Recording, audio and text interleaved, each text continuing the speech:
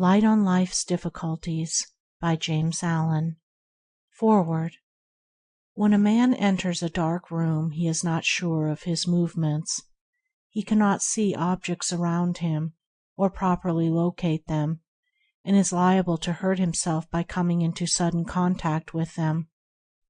But let a light be introduced, and immediately all confusion disappears. Every object is seen, and there is no danger of being hurt.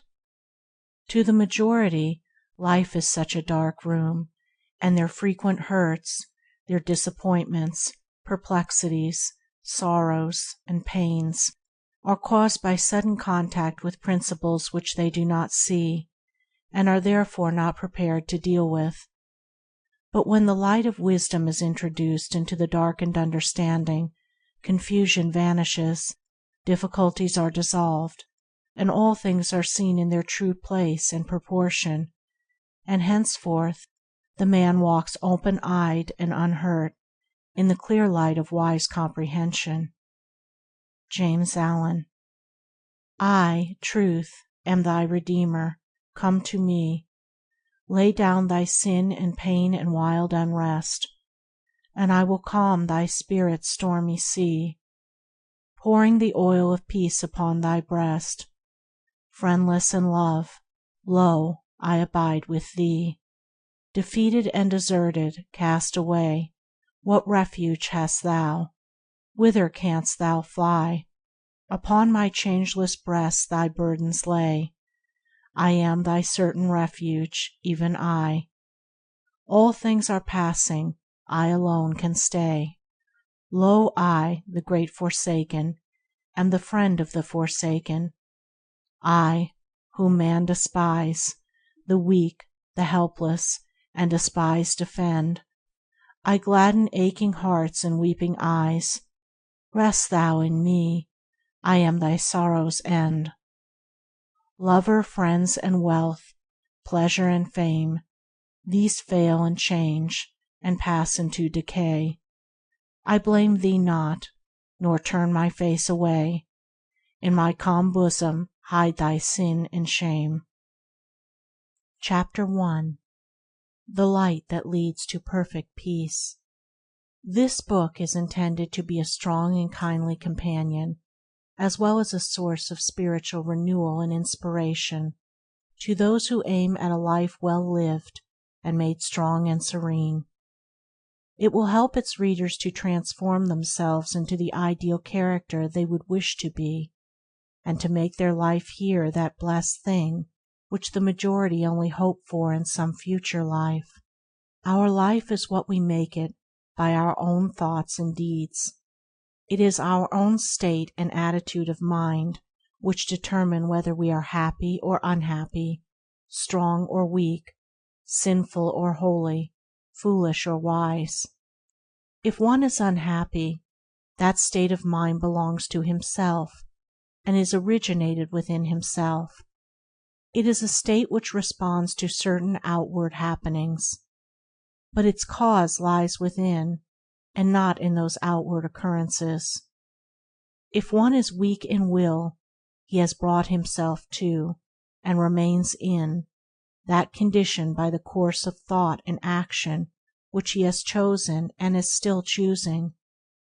If one is sinful, it is because he has committed, and continues to commit, sinful acts. If he is foolish, it is because he himself does foolish things. A man has no character, no soul, no life, apart from his thoughts and deeds. What they are, that he is. As they are modified, so does he change.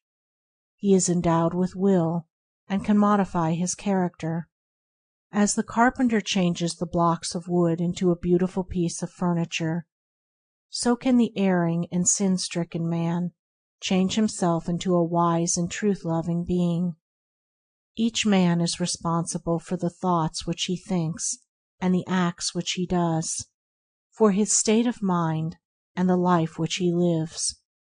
No power, no event, no circumstance can compel a man to evil and unhappiness. He himself is his own compeller. He thinks and acts by his own volition. No being, however wise and great, even the Supreme, can make him good and happy. He himself must choose the good, and thereby find the happy. And because of this, that when a man wishes and wills, he can find the good and the true, and enjoy its bliss and peace. There is eternal gladness in the courts of truth, and holy joy among the perfect ones. The gates of heaven are forever open, and no one is prevented from entering by any will or power but his own. But no one can enter the kingdom of heaven so long as he is enamored of, and chooses, the seductions of hell, so long as he resigns himself to sin and sorrow.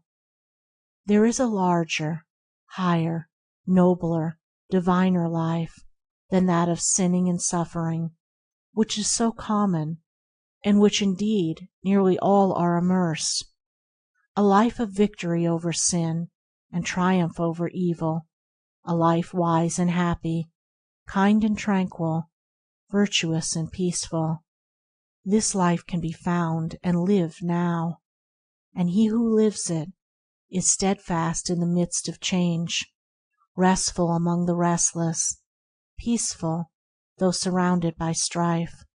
Should death confront him, he is calm. Though assailed by persecution, he knows no bitterness. In his heart is compassionate and filled with rejoicing. In this supremely beautiful life there is no evil. Sin and sorrow are ended, and aching hearts and weeping eyes are no more.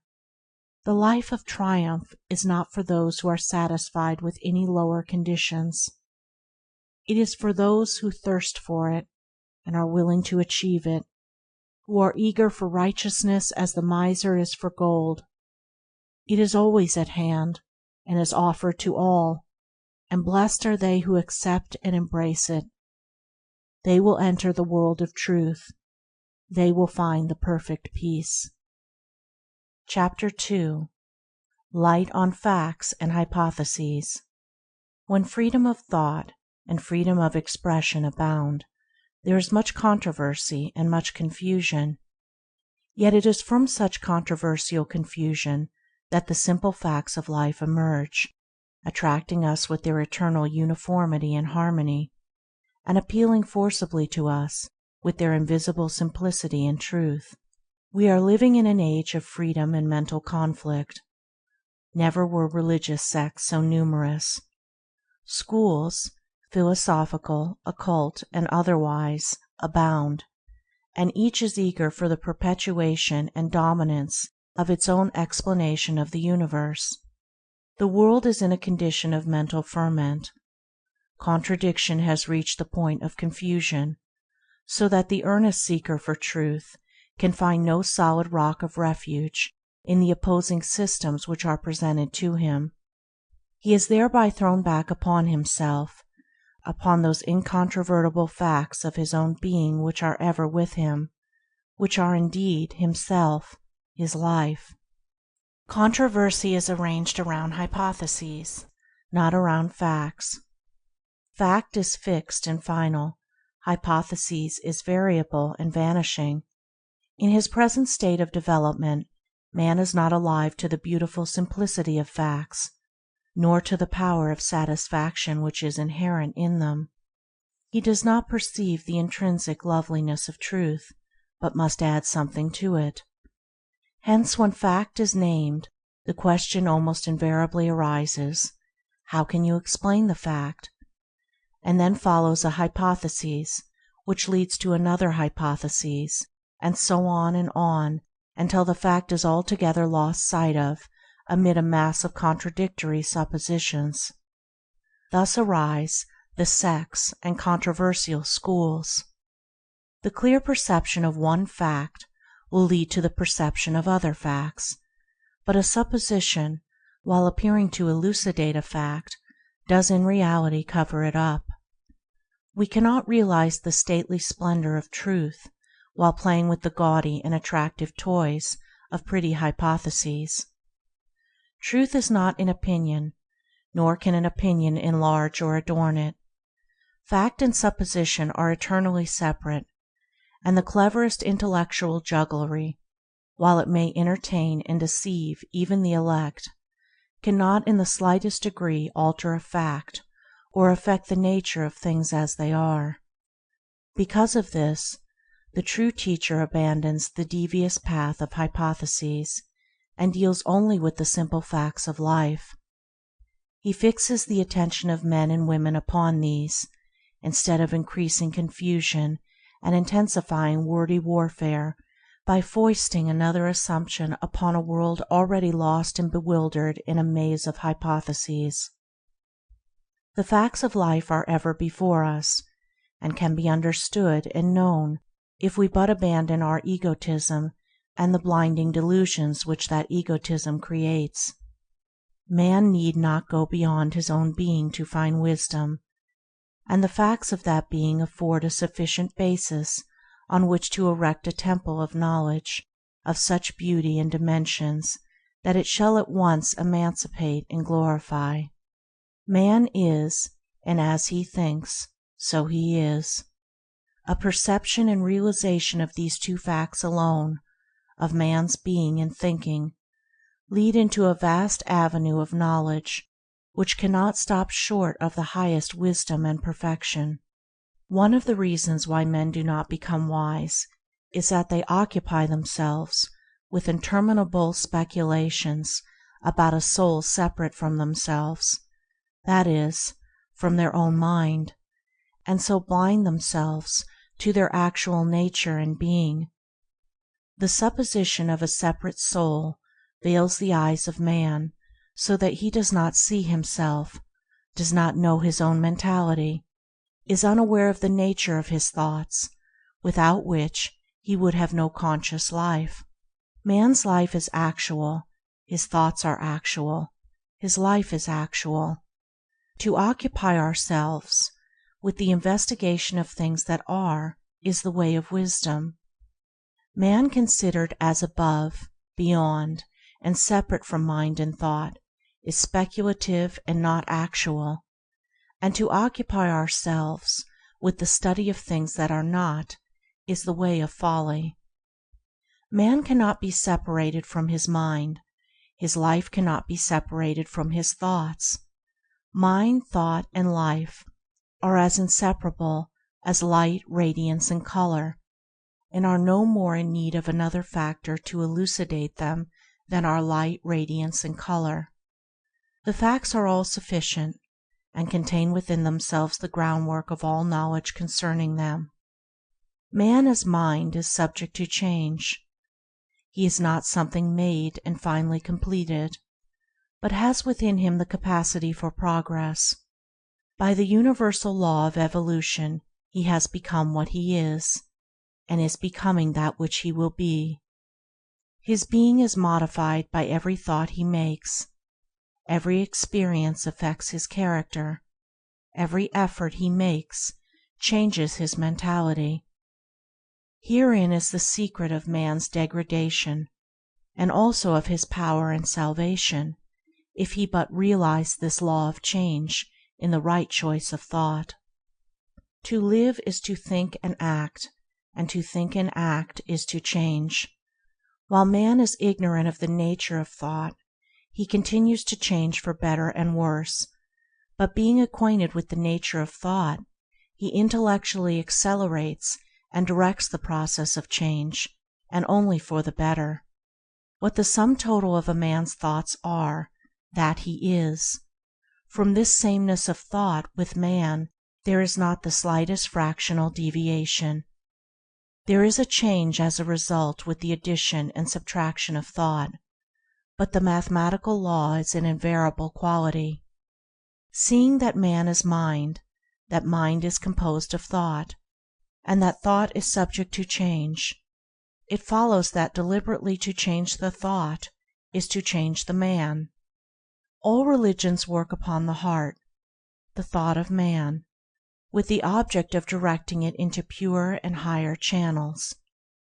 Success in this direction, whether partial or complete, is called salvation. That is, deliverance from one kind of thought, one condition of mind, by the substitution of another thought, another condition. It is true that the dispensers of religion today do not know this because of the hypothetical veil which intervenes between the fact and their consciousness, but they do it without knowing it, and the great teachers who founded the various religions built upon this fact, as their precepts plainly show. The chief things upon which these teachers lay such stress and so constantly reiterate, such as the purification of the heart, the thinking of right thoughts, the doing of good deeds, what are they but calls to a higher, nobler mode of thought-energizing forces, urging men and women to make an effort in the choosing of thoughts which shall lift them into realms of greater power, greater good, greater bliss. Aspiration, meditation, devotion, these are the chief means which men in all ages employ to reach up to the higher modes of thought, wider airs of peace, vaster realms of knowledge. For as he thinketh in his heart, so is he. He is saved from himself, from his own folly and suffering, by creating within new habits of thoughts, by becoming a new thinker, a new man. Should a man by a supreme effort succeed in thinking as Jesus thought, not by imitation, but by a sudden realization of his indwelling power, he would be as Jesus. In the Buddhistic records there is an instance of a man, not the possessor of great piety or wisdom, who asked Buddha how one might attain the highest wisdom and enlightenment. Buddha replied, by ceasing all desire. It is recorded that the man let go of all personal desires, and at once realized the highest wisdom and enlightenment. One of the sayings of Buddha runs, "The only miracle with which the wise man concerns himself is the transformation of a sinner into a saint."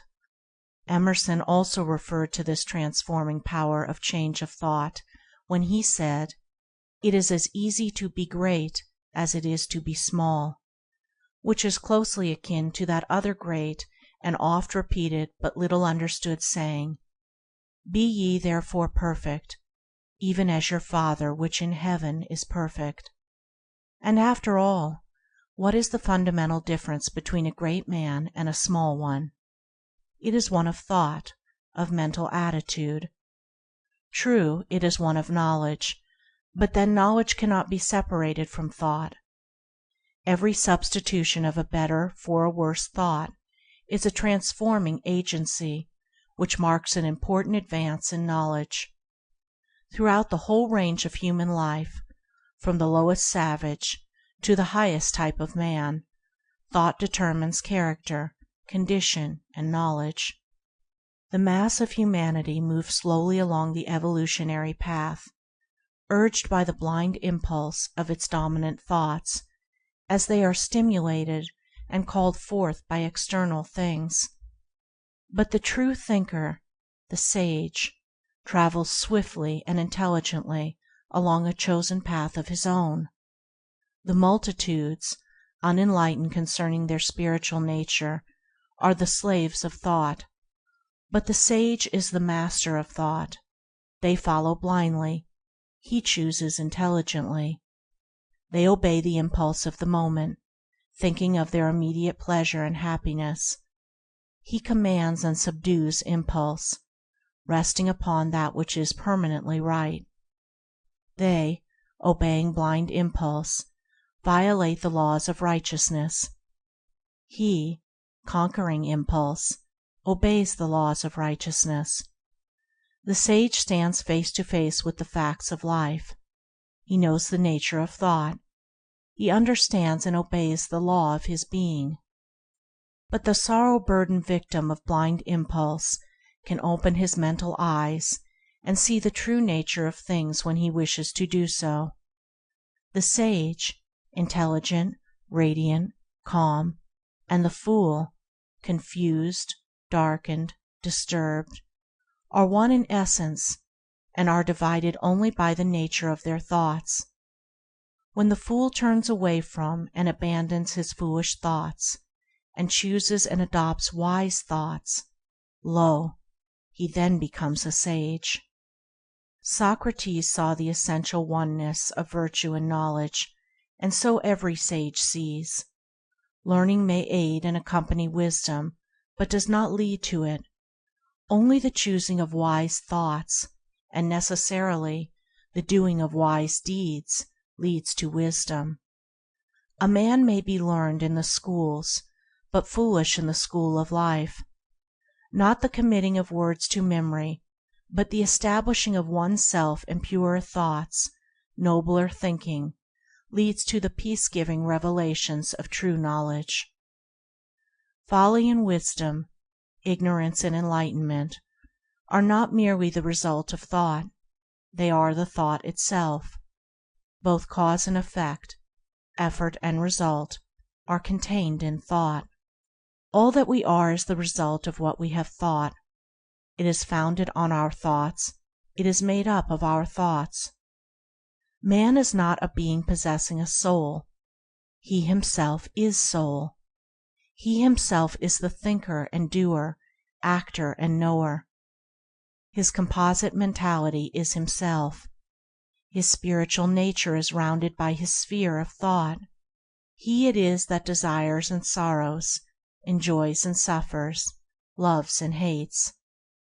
The mind is not the instrument of a metaphysical, superhuman soul. Man is soul, mind is being, mind is man. Man can find himself. He can see himself as he is.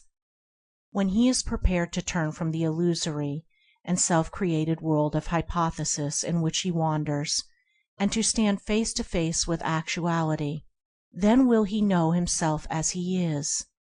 Moreover, he can picture himself as he would wish to be, and he can create within him the new thinker, the new man. For every moment is the time of choice, and every hour is destiny. Chapter 3. Light on the Law of Cause and Effect in Human Life. How frequently people associate the word law with hardness and cruelty. It seems to embody for them nothing but an inflexible tyranny. This arises partly from their inability to perceive principles apart from persons, and partly from the idea that the office of law is solely to punish. Viewed from such an attitude of mind, the term law is hazily regarded as some sort of indefinite personality, whose business it is to hunt transgressors and crush them with overwhelming punishments. Now, while law punishes, its primary office is to protect. Even the laws which man makes are framed by him to protect himself from his own baser passions. The law of our country is instituted for the protection of life and property, and it comes into operation as a punishing factor when it is violated. Offenders against it probably think of it as cruel, and doubtless regard it with terror, but to them that obey it, it is an abiding protector and friend, and can hold for them no terror. So with the divine law, which is the stay of the universe, the heart and life of the cosmos.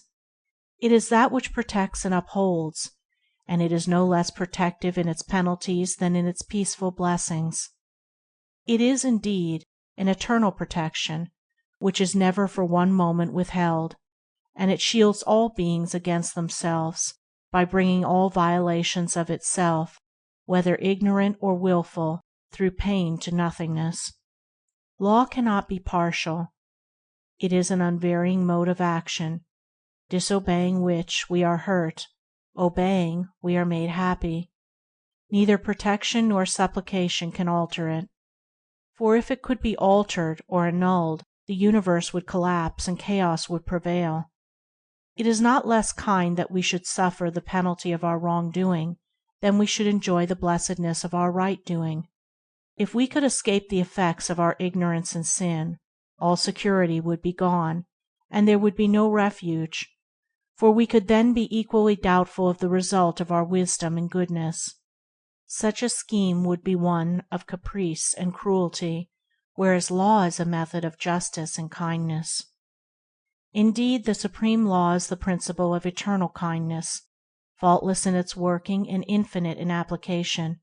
It is none other than that. Eternal love, forever full, forever flowing free, of which the Christian sings the boundless compassion of Buddhistic precepts and poetry. The law which punishes us is the law which preserves us. When in their ignorance men would destroy themselves, its everlasting arms are thrown about them in loving, albeit sometimes painful, protection. Every pain we suffer brings us nearer to the knowledge of the divine wisdom. Every blessing we enjoy speaks to us of the perfection of the great law, and of the fullness of bliss that shall be man's when he has come to his heritage of divine knowledge. We progress by learning, and we learn, up to a certain point, by suffering. When the heart is mellowed by love, the law of love is perceived in all its wonderful kindness. When wisdom is acquired, peace is assured. We cannot alter the law of things, which is of sublime perfection, but we can alter ourselves so as to comprehend more and more of that perfection and make its grandeur ours. To wish to bring down the perfect to the imperfect is the height of folly, but to strive to bring the imperfect up to the perfect is the height of wisdom. Seers of the cosmos do not mourn over the scheme of things. They see the universe as a perfect whole, not an imperfect jumble of parts. The great teachers are men and women of abiding joy and heavenly peace. The blind captive of unholy desire may cry, "Ah, love! Could you and I with him conspire to grasp this sorry scheme of things entire, would we not shatter it to bits, and then remold it nearer to the heart's desire?" This is the wish of the carnal nature, the wish to enjoy unlawful pleasures to any extent, and not reap any painful consequences. It is such men who regard the universe as a sorry scheme of things. They want the universe to bend to their will and desire, want lawlessness, not law. But the wise man bends his will and subjects his desire to the divine order, and he sees the universe as the glorious perfection of an infinitude of parts. Buddha always referred to the mortal law of the universe as the good law, and indeed it is not rightly perceived if it is not thought of as anything but good, for in it there can be no grain of evil, no element of kindness. It is no iron-hearted monster crushing the weak and destroying the ignorant, but a soothing love and brooding compassion, shielding the tenderest from harm, and protecting the strongest from a too destructive use of their strength. It destroys all evil, it preserves all good. It enfolds the tiniest seedling in its care, and it destroys the most colossal wrong with a breath. To perceive it is the beatific vision, to know it is the beatific bliss, and they who perceive and know it are at peace. They are glad forevermore. Such is the law which moves the righteousness, which none at last can turn aside or stay. The heart of it is love, the end of it is peace and consummation sweet. Obey. Chapter 4. Light on Values, Spiritual and Material. It is an old-time axiom that everything has its price. Everybody knows this commercially, but how few know it spiritually. Business consists of a mutual interchange of equitable values. The customer gives money and receives goods, and the merchant gives goods and receives money. This method is universal, and is regarded by all as just. In spiritual things, the method is the same, but the form of interchange is different. For material things, a material thing is given in exchange. Now these two forms of exchange cannot be transposed; they are of reverse natures, and remain eternally separate. Thus a man may bring money to a shop and ask for food, or clothing, or literature, and he will receive goods to the value of his money. But if he were to take $1 to a teacher of truth, and asked to be supplied with $1 worth of religion or righteousness or wisdom, he would be told that those things cannot be purchased with money, that their spiritual nature excludes them from business transactions. The wise teacher, however, would also tell him that these spiritual necessities must be purchased.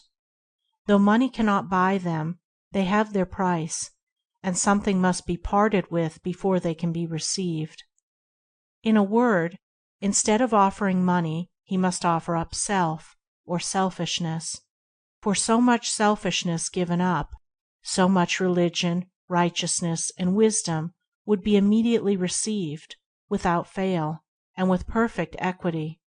For if a man is sure of receiving perishable food and clothing for the money he puts down, how much more surely he will receive the imperishable spiritual sustenance and protection for the selfishness which he lays down.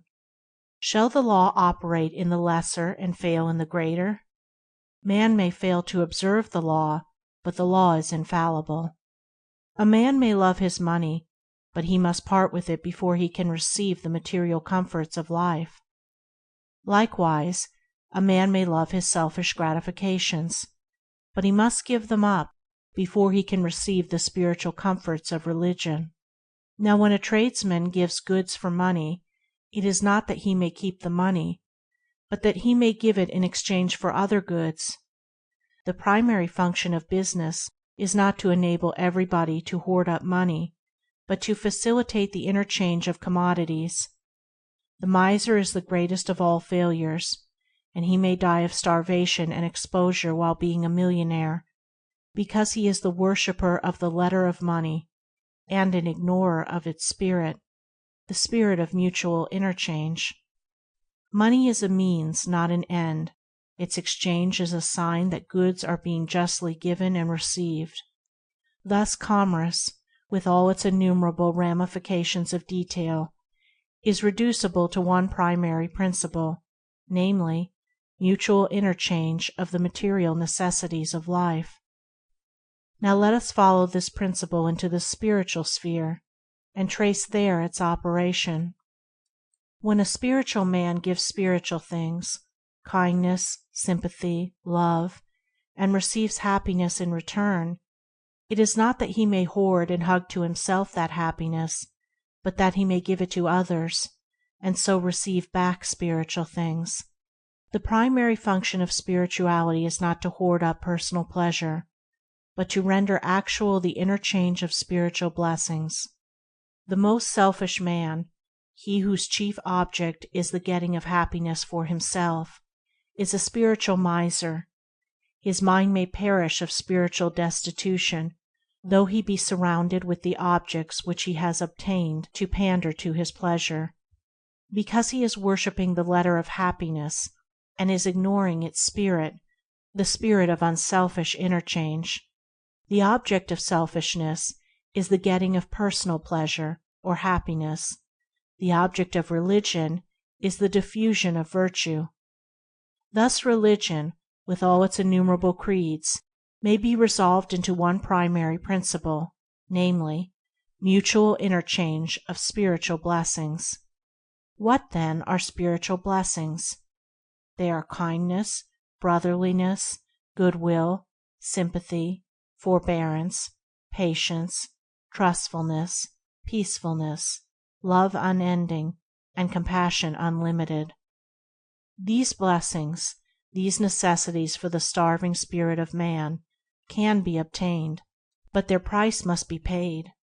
Unkindness, uncharitableness, ill will, hardness, ill temper, impatience, suspicion, strife, hatred, all these, along with the happiness, the personal satisfaction which they give, must be yielded up.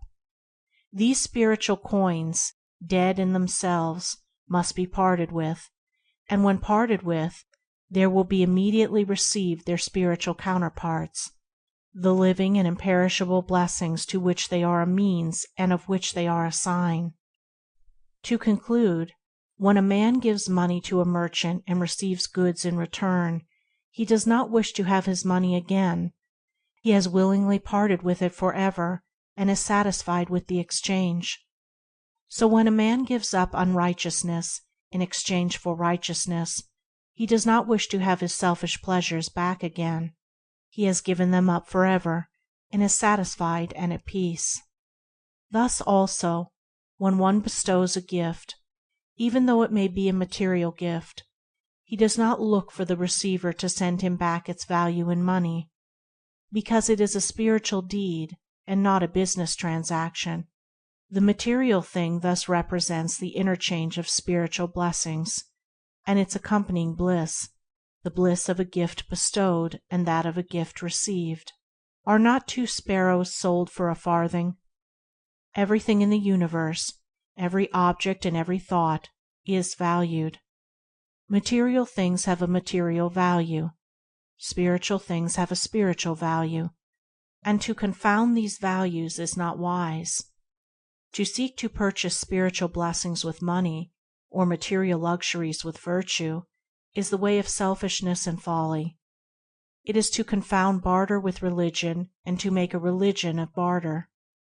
Sympathy, kindness, love cannot be bought and sold. They can only be given and received. When a gift is paid for, it ceases to be a gift. Because everything has a value, that which is freely given is gained with accumulation. He who gives up the lesser happiness of selfishness gains the greater happiness of unselfishness. The universe is just, and its justice is so perfect that he who has once perceived it can no more doubt or be afraid. He can only wonder and be glad. Chapter 5. Light on the Sense of Proportion. In a nightmare there is no relation of one thing to another. All things are haphazard, and there is a general confusion and misery. Wise men have likened the self-seeking life to a nightmare. There is a close resemblance between a selfish life, in which the sense of proportion is so far lost that things are only seen as they affect one's own selfish aims, and in which there are feverish excitements and overwhelming troubles and disasters, and that state of troubled sleep known as nightmare. In a nightmare, too, the controlling will and perceiving intelligence are asleep, and in a selfish life, the better nature and spiritual perceptions are locked in profound slumber. The uncultivated mind lacks the sense of proportion. It does not see the right relation of one natural object to another, and is thereafter dead to the beauty and harmony with which it is surrounded. And what is this sense of proportion but the faculty of seeing things as they are? It is a faculty which needs cultivating, and its cultivation, when applied to natural objects, embraces the entire intelligence and refines the moral character. It enters, however, into spiritual things as well as things natural, and here is more lacking and more greatly needed. For to see things as they are in the spiritual sphere is to find no ground for grief, no lodging place for lamentation. Whence spring all this grief and anxiety and fear and trouble? Is it not because things are not as men and women wish them to be? Is it not because the multiplicity of desires prevents them from seeing things in their true perspective and right proportion? When one is overwhelmed with grief, he sees nothing but his loss. Its nearness to him blots out the whole view of life. The thing in itself may be small, but to the sufferer it assumes a magnitude which is out of proportion to the surrounding objects of life. All who have passed the age of 30 can look back over their lives at times when they were perplexed with anxiety, overwhelmed with grief, or even perhaps on the verge of despair, over incidents which, now seen in their right proportion, are known to be very small. If the would-be suicide will today stay his hand and wait, he will at the end of 10 years marvel at his folly over so comparatively small a matter. When the mind is possessed by passion or paralyzed with grief, it has lost the power of judgment. It cannot weigh and consider. It does not perceive the relative values and proportions of the things by which it is disturbed. Awake and acting, it yet moves in a nightmare which holds its faculties in thrall. The passionate partisan lacks a sense of proportion to such an extent that to him his own side or view appears all that is right and good, and his opponent's all that is bad and wrong. To this partiality his reason is chained, so that whatever reason he may bring to bear upon the matter is enlisted in the service of bias, and is not exercised in order to find the just relation which exists between the two sides. He is so convinced that his own party is all right, and the other, equally intelligent party is all wrong, that it is impossible for him to be impartial and just. The only thing he understands as justice is that of getting his own way, or placing some ruling power in the hands of his party. Just as the sense of proportion in things material puts an end to the spirit of repugnance, so in things spiritual it puts an end to the spirit of strife. The true artist does not see ugliness anywhere; he sees only beauty. That which is loathsome to others fills to him its rightful place in nature, and it appears in his picture as a thing of beauty. The true seer does not see evil anywhere; he sees universal good. That which is hateful to others he sees in its rightful place in the scheme of evolution, and it is held dispassionately in his mind as an object of contemplation. Men and women worry and grieve and fight because they lack this sense of proportion, because they do not see things in their right relations. The objects of their turbulence are not things in themselves, but their own opinions about things, self-created shadows, the unreal creations of an egoistic nightmare. The cultivation and development of the ethical sense of proportion converts the heated partisan into a gentle peacemaker, and gives the calm and searching of the prophet to the hitherto blind instrument in the clashing play of selfish forces. The spiritual sense of proportion gives sanity. It restores the mind to calmness. It bestows impartiality and justice, and reveals a universe of faultless harmony. Chapter 6. Light on Adherence to Principle. The man of truth never departs from the divine principles which he has espoused.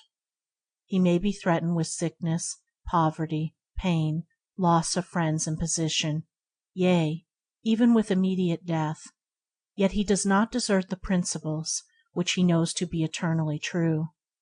To him there is one thing more grievous, more to be feared and shunned than all the above evils put together, and that is the desertion of principle. To turn coward in the hour of trial, to deny conscience, to join the rabble of passions, desires, and fears in turning upon, accusing, and crucifying the eternal Christ of divine principle, because that principle has not given him personal health, affluence, and ease. This, to the man of truth, is the evil of evils, the sin of sins. We cannot escape sickness and death. Though we may avoid them for a long time, in the end they will overtake us. But we can avoid wrongdoing. We can avoid fear and cowardice. When we habitually avoid wrongdoing and cast out fear, the evils of life will not subdue us when they overtake us, for we shall have mastered them. Instead of avoiding them for a season, we shall have conquered them on their own ground. There are those that teach that it is right to do wrong when the wrong is to protect another; that it is good, for instance, to tell a lie when its object is the well-being of another; that is, that it is right to desert a principle of truthfulness under severe trial. Such teaching has never emanated from the lips of the great teachers. It has not been uttered even by those lesser, yet superbly noble men, the prophets, saints, and martyrs, for those divinely illuminated men knew full well that no circumstance can make a wrong a right, and that a lie has no saving and protective power. Wrongdoing is a greater evil than pain, and a lie is more deadly and destructive than death. Jesus rebuked Peter for trying to shield his Master's life by wrongdoing. and no right-minded person would accept life at the expense of the moral character of another when it appeared possible to do so. All men admire and revere the martyrs, those steadfast men and women who feared wrong, cowardice, and lying, but who did not fear pain and death, those who were steadfast and calm in their adherence to principle, even when it brought to the utmost extremity of trial. Yea, even when the taunts and jeers of enemies assailed them, and the tears and agonies of loved ones appealed to them, they flinched not nor turned back, knowing that the future good and salvation of the whole world depended upon their firmness in that supreme hour.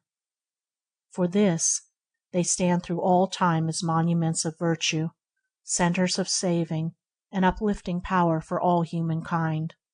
But he who lied to save himself, or for the sake of the 2 or 3 beings whom he personally loved, is rarely heard of, for in the hour of desertion of principle his power was gone. If he is heard of, he is not loved for that lie. He is always looked upon as one who fell when the test was applied. As an example of the highest virtue he is rejected by all men in all times. Had all men believed that an untruth was right under extreme circumstances, we should have no martyrs and saints. The moral fiber of humanity would have been undermined, and the world left to grope in ever-deepening darkness.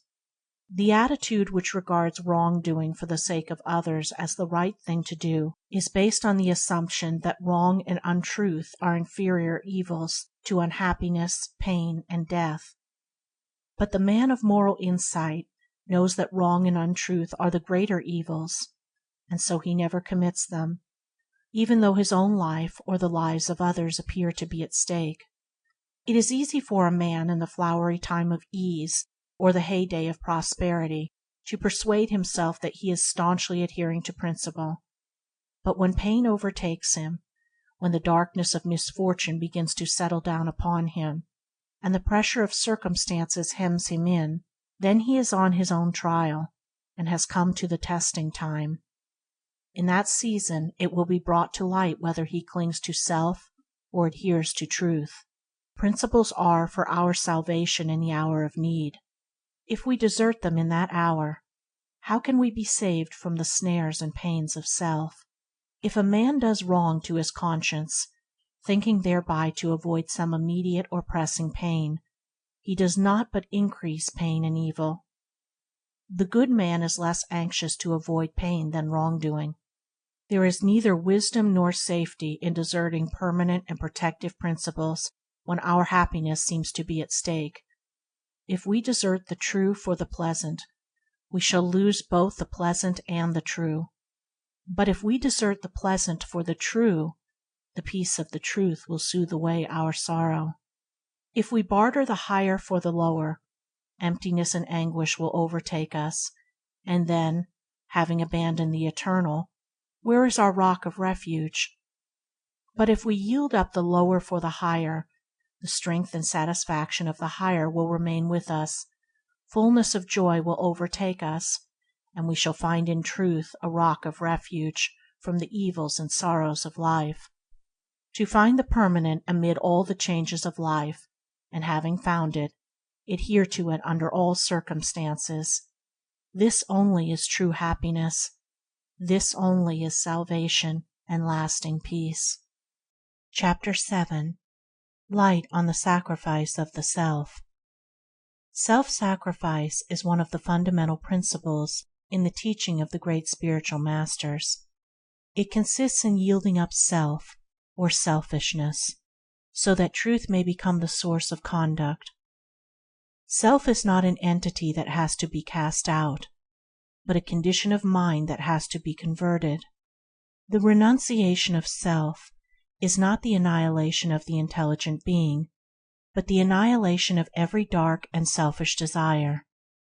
Self is the blind clinging to perishable things and transient pleasures, as distinguished from the intelligent practice of virtue and righteousness.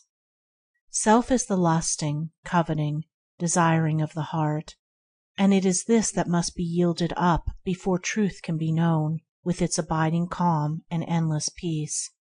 To give up things will not avail, It is the lust for things that must be sacrificed.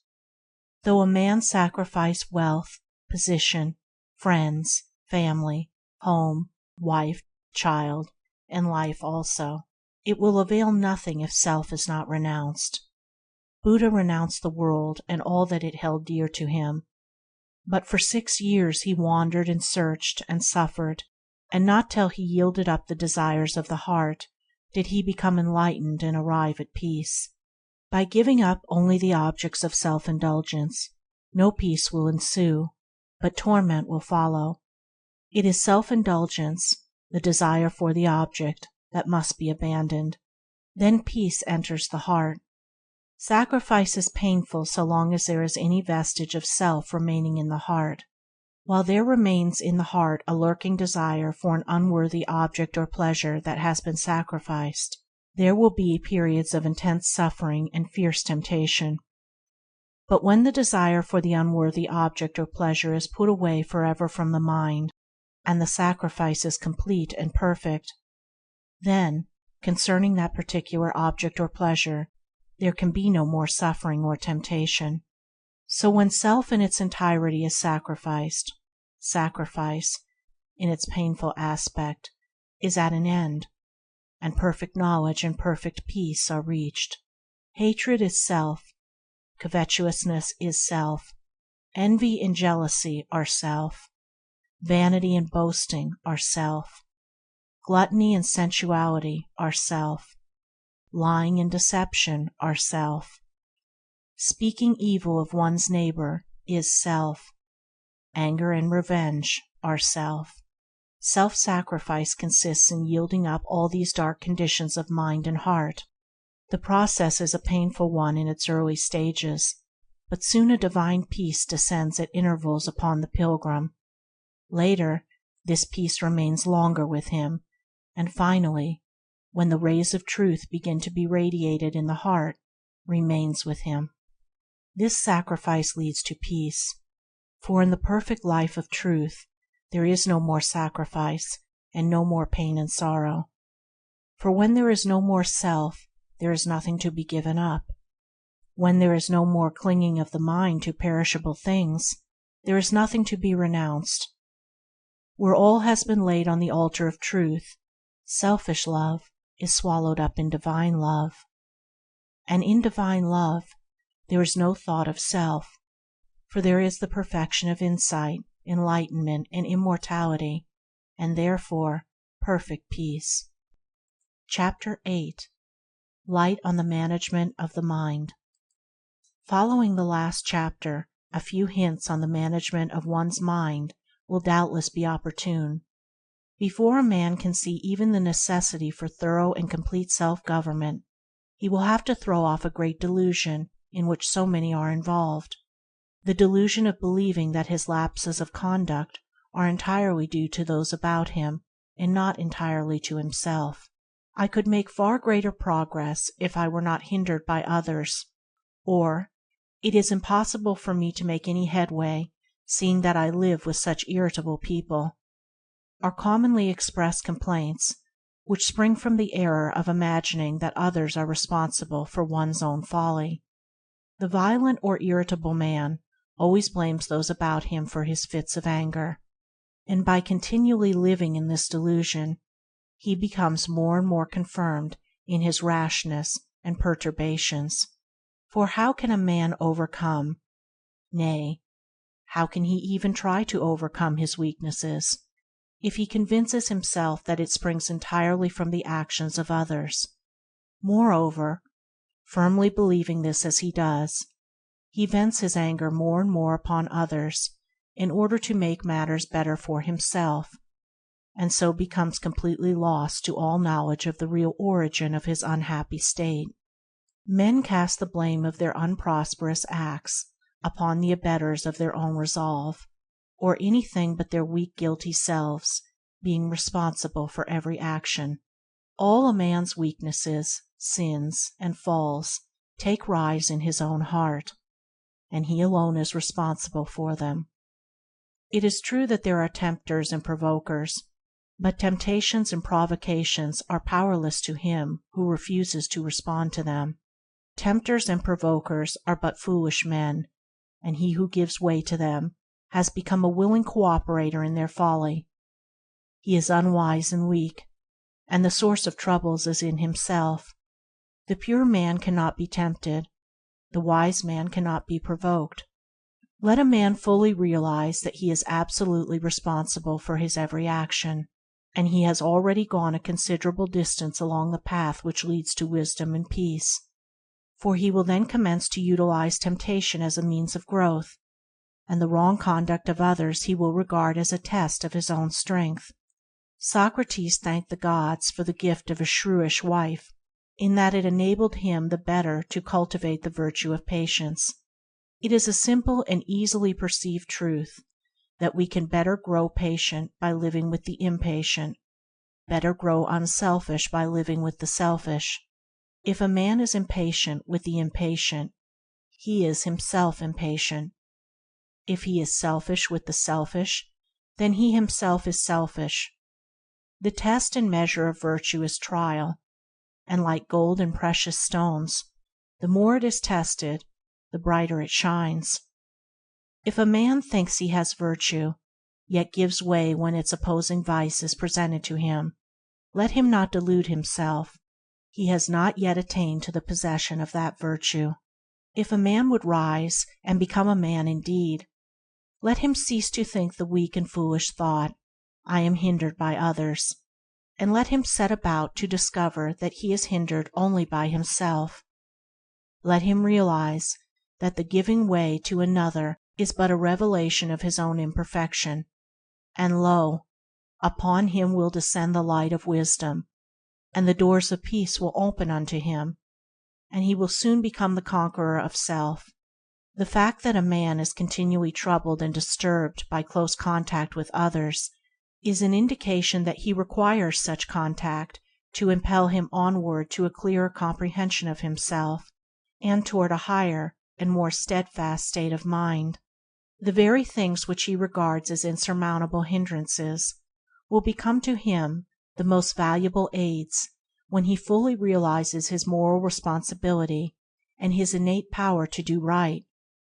He will then cease to blame others for his unmanly conduct, and will commence to live steadfastly under all circumstances. The scales of self-delusion will quickly fall from his eyes, and he will then see that often when he imagined himself provoked, he was really the provoker. As he rises above his own mental disturbances, the necessity for coming in contact with the same condition in others will cease, and he will pass, by a natural process, into the company of the good and the pure. He will then awaken in others the nobility which he has arrived at in himself. Be noble, and the nobleness that lies in other men, sleeping but never dead, will rise in majesty to meet thine own. Chapter 9. Light on Self-Control, the Door of Heaven. The foremost lesson which the world has to learn on its way to wisdom is the lesson of self-control. All the bitter punishments which men undergo in the school of experience are inflicted because they have failed to learn this lesson. Apart from self-control, salvation is a meaningless word and peace is an impossibility. For how can a man be saved from any sin while he continues to give way to it? Or how can he realize abiding peace until he has conquered and subdued the troubles and disturbances of his mind? Self-control is the door of heaven. It leads to light and peace. Without it a man is already in hell. He is lost in darkness and unrest. Men inflict upon themselves far-reaching sufferings, and pass through indescribable torments, both of body and soul, through lack of self-control.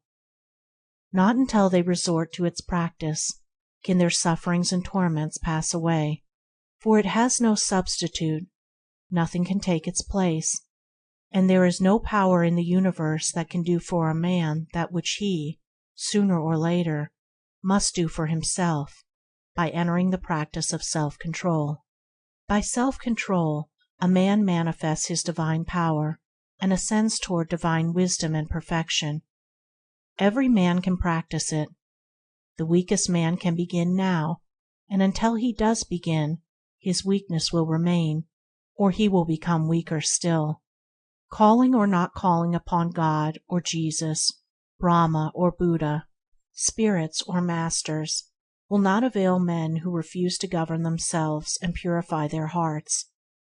Believing or disbelieving that Jesus is God, that Buddha is omniscient, or the spirits or masters guide human affairs, cannot help men who continue to cling to the elements of strife and ignorance and corruption within themselves.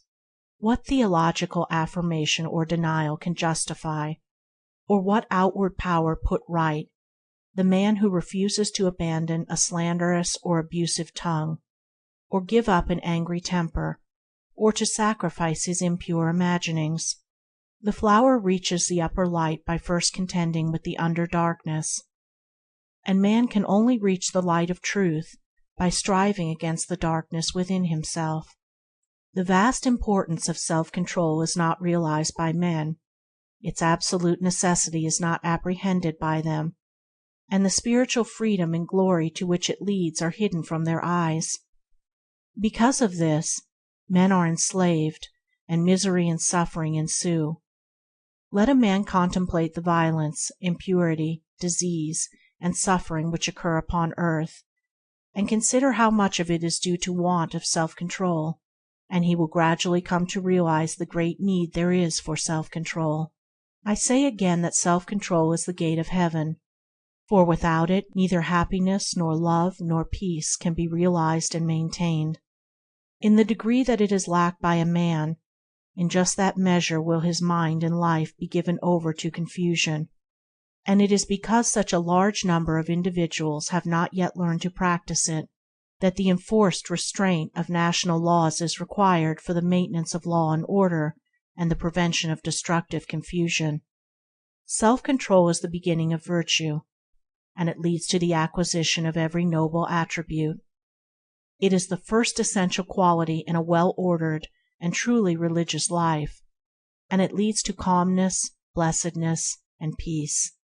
Without it, although there may be theological belief or profession, there can be no true religion, for what is religion but enlightened conduct? And what is spirituality but the triumph over the unruly tendencies of the mind? When men both depart from and refuse to practice self-control, they fall into the great and dark delusion of separating religion from conduct.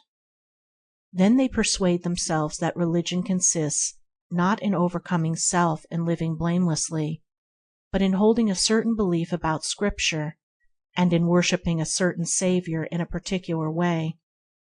Hence arise the innumerable complications and confusions of letter worship, and the violence and bitter strife into which men fall in defense of their own formulated religion. But true religion cannot be formulated. It is a purity of mind, a loving heart, a soul at peace with the world. It need not be defended, for it is being and doing and living. A man begins to practice religion when he begins to control himself. Chapter 10. Light on Acts and Their Consequences. One of the commonest excuses for wrongdoing is that, if right were done, calamity would ensue. Thus the foolish concern themselves not with the act, but with the consequence of the act, a foreknowledge of which is assumed. The desire to secure pleasant results and to escape unpleasant consequences is at the root of that confusion of mind which renders men incapable of distinguishing between good and evil, and prevents them from practicing the one and abandoning the other. Even when it is claimed that the wrong thing is done not for one's self, but in order to secure the happiness of others, the delusion is the same, only it is more subtle and dangerous. The wise concern themselves with the act and not with the consequences. They consider, not what is pleasant or unpleasant, but what is right. Thus doing what is right only, and not straining after results, they are relieved of all burdens of doubt, desire, and fear. Nor can one who so acts ever become so involved in inextricable difficulty, or be troubled with painful perplexity. His course is so simple, straight, and plain that he can never be confused with misgivings and uncertainties. Those who so act are said by Krishna to act without regard to the fruits of action, and he further declares that those who have thus renounced results are supremely good, supremely wise. Those who work for pleasant results only, and who depart from the right path when their own or others' happiness appears to be at stake, cannot escape doubt, difficulty, perplexity, and pain. Ever forecasting probable consequences, they act in one way today and in another way tomorrow. Unstable and blown about by the changing wind of circumstance, they become more and more bewildered. The consequences about which they trouble do not accrue. But they who work for righteousness only, who are careful to do the right act, putting away all selfish considerations, all thoughts of results, they are steadfast, unchanging, untroubled, and at peace amid all vicissitudes, and the fruits of their acts are ever sweet and blessed. Even the knowledge, which only the righteous possess, that wrong acts can never produce good results, and that right acts can never bring about bad results, is in itself fraught with sweet assurance and peace. For whether the fruits of acts are sought or unsought, they cannot be escaped. Those who sow to self, and ignorant of the law of truth, think they can make their own results, reap the bitter fruits of self. They who sow to righteousness, knowing themselves to be the reapers and not the makers of the consequences, reap the sweet fruits of righteousness. Right is supremely simple and is without complexity. Error is interminably complex, and involves the mind in confusion. To put away self and passion, and establish oneself in right doing, this is the highest wisdom. Chapter 11. Light on the Way of Wisdom. The path of wisdom is the highest way, the way in which all doubt and uncertainty are dispelled, and knowledge and surety are realized. Amid the excitements and pleasures of the world and surging whirlpools of human passions, wisdom, so calm, so silent, and so beautiful, is indeed difficult to find. Difficult, not because of its incomprehensible complexity, but because of its unobtrusive simplicity, and because self is so blind and rash, and so jealous of its rights and pleasures. Wisdom is rejected of men, because it always comes right home to one's self in the form of wounding reproof, and the lower nature of man cannot bear to be reproved. Before wisdom can be acquired, self must be wounded to the death, and because of this, because wisdom is the enemy of self, self rises in rebellion, and will not be overcome and denied. The foolish man is governed by his passions and personal cravings. When about to do anything, he does not ask, "Is this right?" but only considers how much pleasure or personal advantage he will gain by it. He does not govern his passions and act from fixed principles, but is the slave of his inclinations and follows where they lead. The wise man governs his passions and puts away all personal cravings. He never acts from impulse and passion, but dispassionately considers what is right to be done, and does it. He is always thoughtful and self-possessed, and guides his conduct by the loftiest moral principles. He is superior to both pleasure and pain. Wisdom cannot be found in books or travel, in learning or philosophy. It is acquired by practice only. A man may read the precepts of the greatest sages continually, but if he does not purify and govern himself, he will remain foolish. A man may be intimately conversant with the writings of the greatest philosophers, but so long as he continues to give way to his passions, he will not attain wisdom. Wisdom is right action, right doing. Folly is wrong action, wrong doing. All reading, all studying is in vain if man will not see his errors and give them up. Wisdom says to the vain man, do not praise yourself. To the proud man, humble yourself. To the gossip, govern your tongue. To the angry man, subdue your anger. To the resentful man, forgive your enemy. To the self-indulgent man, be temperate. To the impure man, purge your heart of lust. And to all men, beware of small faults, do your duty faithfully, and never intermeddle with the duty of another. These things are very simple, the doing of them is simple, but as it leads to the annihilation of self, the selfish tendencies in a man object to them and rise up in revolt against them, loving their own life of turbulent excitement and feverish pleasure, and hating the calm and beautiful silence of wisdom.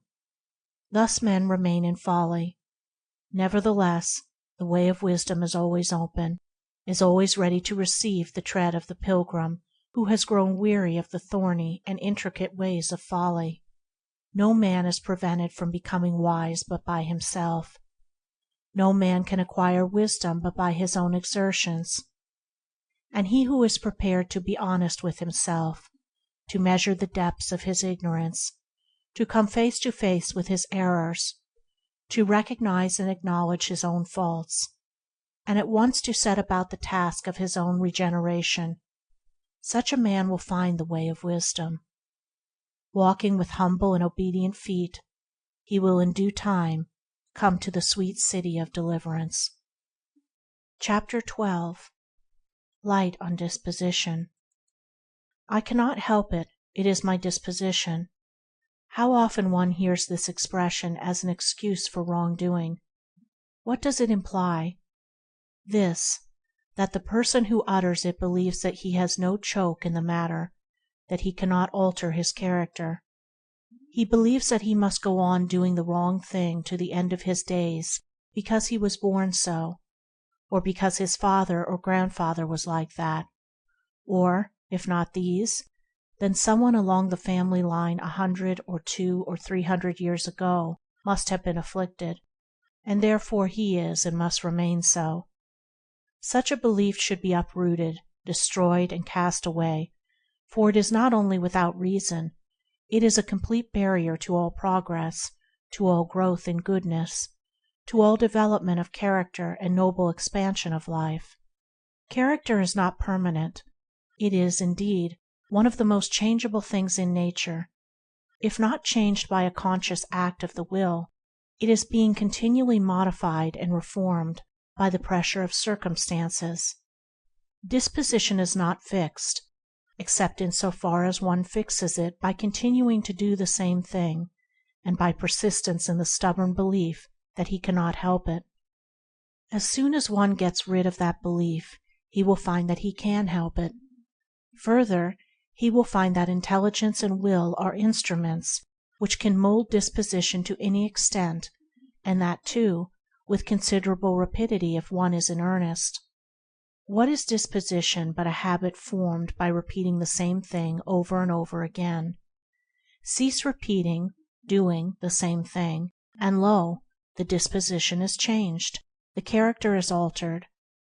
To cease from an old habit of thought or action is, I know, difficult at first, but with each added effort the difficulty decreases, and finally disappears, and then the new and good habit is formed, and the disposition is changed from bad to good, the character is ennobled, the mind is delivered from the torment and is lifted into joy.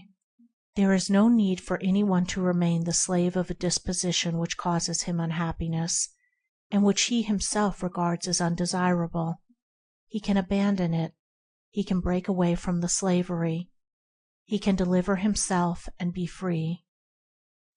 Chapter 13. Light on Individual Liberty. Within the sphere of his own mind man has all power, but in the sphere of other minds and outside things his power is limited. He can command his own mind, but he cannot command the minds of others. He can choose what he shall think, but he cannot choose what others shall think. He cannot control the weather as he wills, but he can control his mind, and decide what his mental attitude toward the weather shall be. A man can reform the dominion of his own mind, but he cannot reform the outer world, because the outer world is composed of other minds having the same freedom of choice as himself. A pure being cannot cleanse the heart of one less pure, but by his life of purity, and by elucidating his experience in the attainment of purity, he can, as a teacher, act as a guide to others, and so enable them more readily and rapidly to purify themselves. But even then, those others have the power to decide whether they shall accept or reject such guidance, so complete is man's choice. It is because of this dual truth, that man has no power in the realm of others' minds, and yet has all power over his own mind, that he cannot avoid the consequences of his own thoughts and acts. Man is altogether powerless to alter or avert consequences, but he is altogether powerful in his choice of causative thought. Having chosen his thoughts, he must accept their full consequences. Having acted, he cannot escape the full results of his act. Law reigns universally, and there is perfect individual liberty. A man can do as he likes, but all other men can also do as they like. A man has power to steal, but others have the power to protect themselves against the thief. Having sent out his thought, having acted his purpose, a man's power over that thought and purpose is at an end. The consequences are certain and cannot be escaped, and they will be of the nature of the thought and act which produce them, painful or blessed.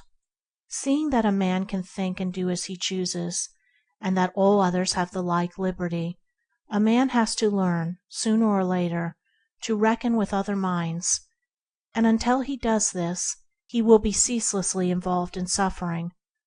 To think and act apart from the consideration of others is both an abuse and an infringement of liberty. Such thoughts and acts are annulled and brought to naught by the harmonizing principle of liberty itself, and such annulling and bringing to naught is felt by the individual as suffering. When the mind, rising above ignorance, recognizes the magnitude of its power within its own sphere, and ceases to antagonize itself against others, it harmonizes itself to those other minds.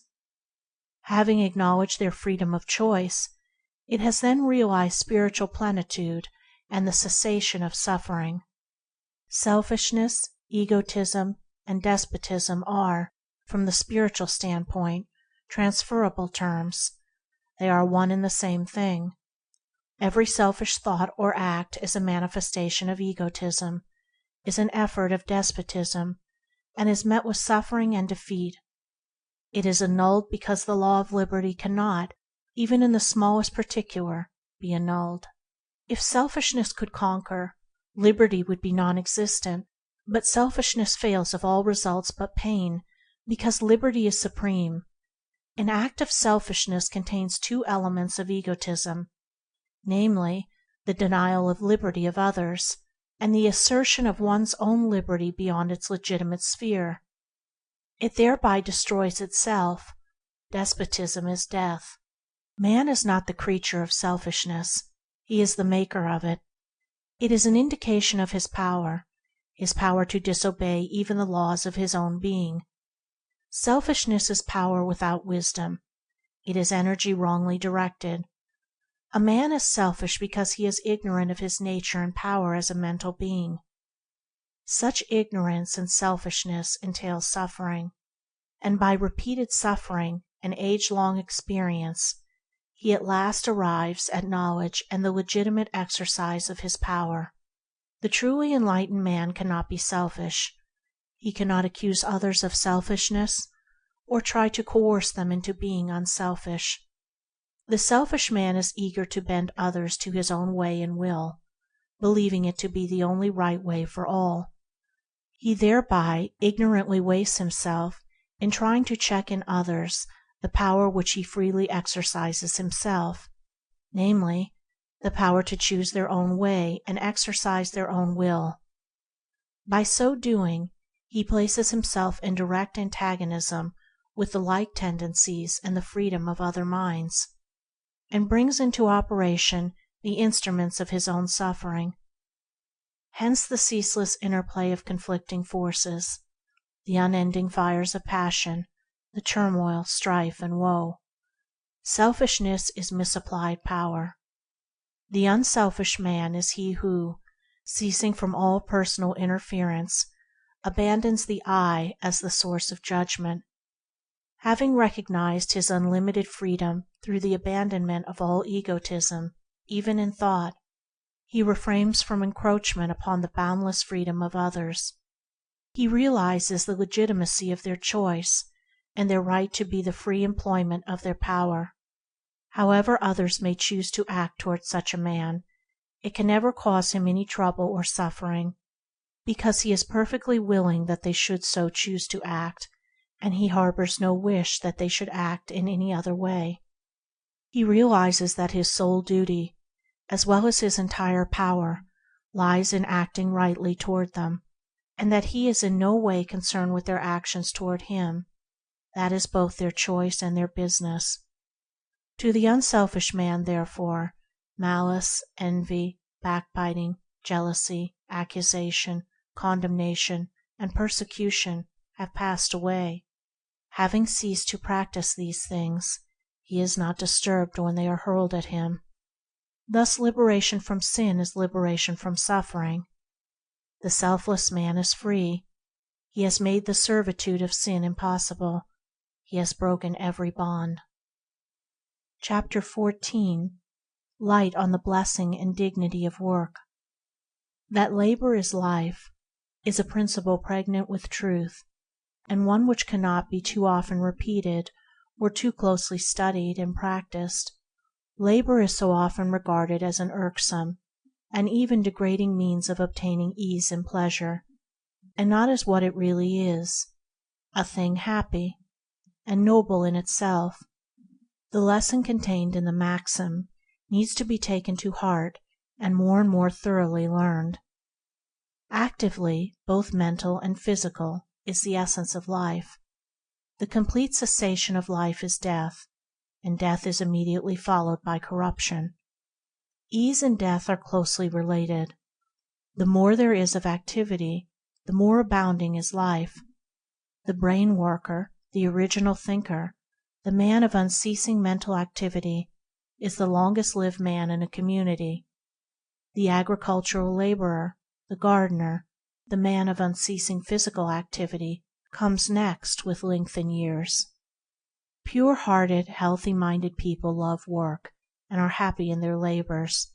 They never complain of being overworked. It is very difficult, almost impossible, for a man to be overworked if he lives a sound and pure life. It is worry, bad habits, discontent, and idleness that kill, especially idleness, for if labor is life, then idleness must be death. Let us get rid of sin before we talk about being overworked.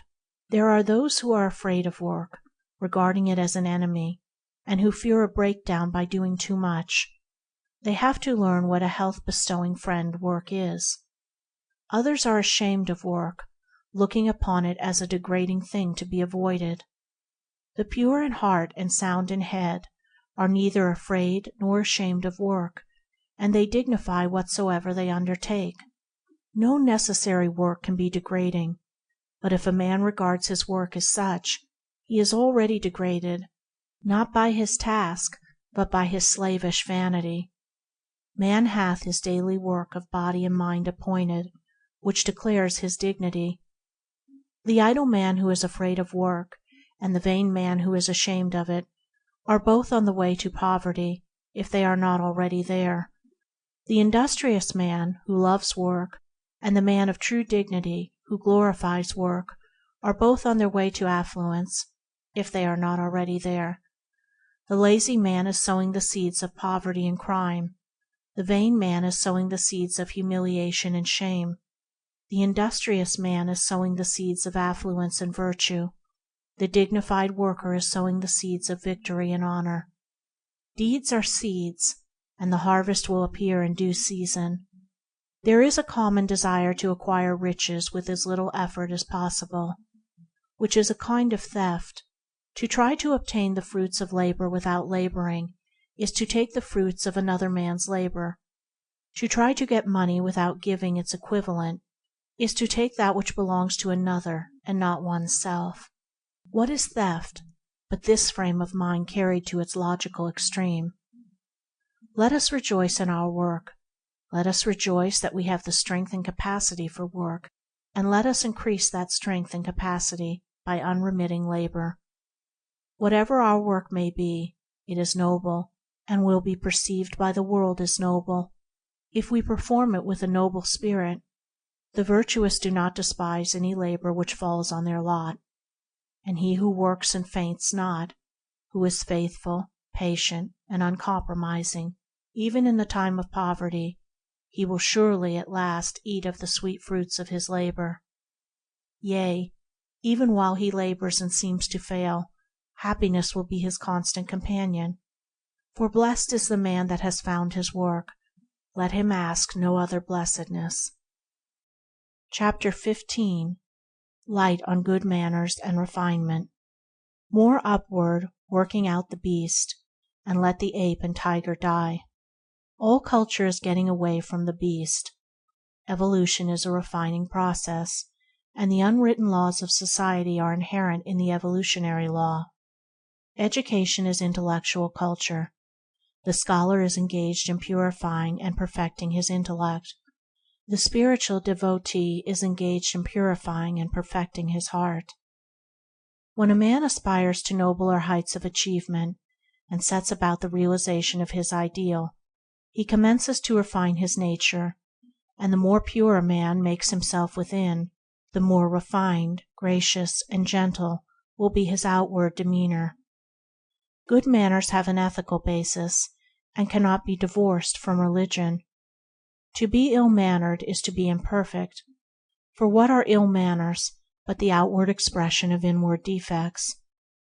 What a man does, that he is. If he acts rudely, he is a rude man.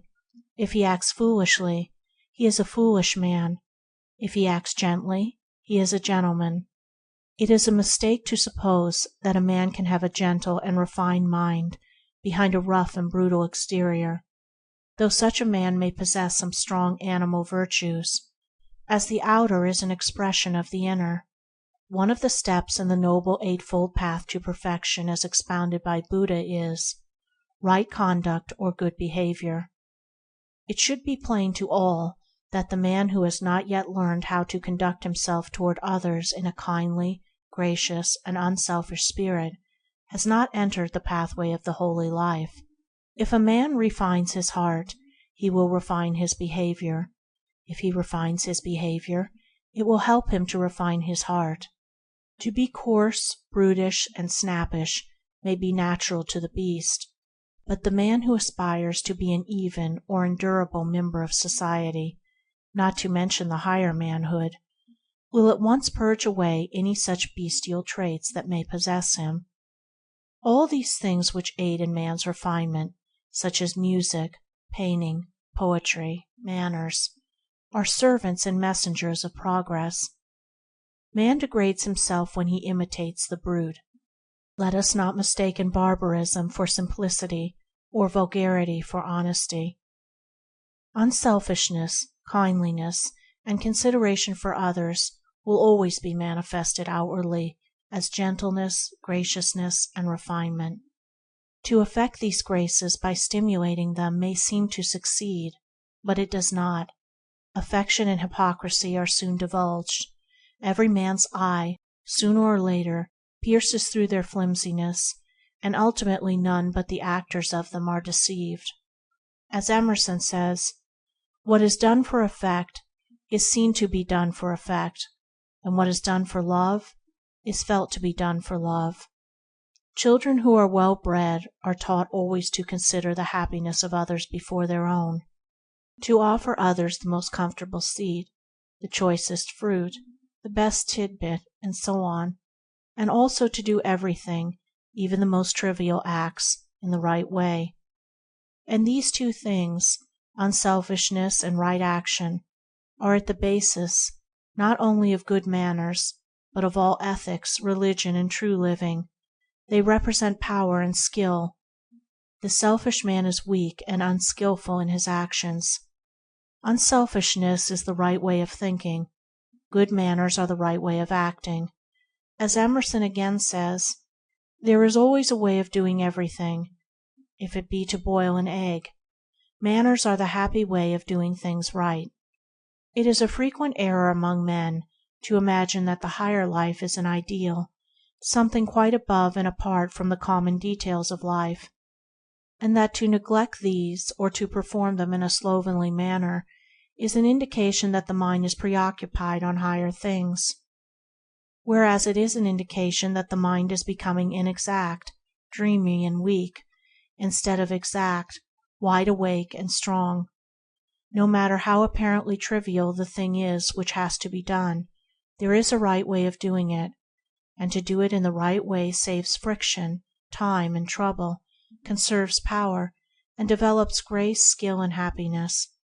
The artisan has a variety of tools with which to ply his particular craft, and is taught, and also finds by experience, that each tool must be applied to its special use, and never under any circumstances must one tool be made to do the service for another. By using every tool in its proper place and the right way, the maximum of dexterity and power is attained. Should a boy learning a trade refuse instruction and persist in using the tools in his own way, making one tool do service for another, he would never become anything better than a clumsy bungler, and would be a failure in his trade. It is the same throughout the whole life. If a man opens himself to receive instruction, and studies how to do everything rightly and lawfully, he becomes a strong, skillful, and wise master of himself, his thoughts, and actions.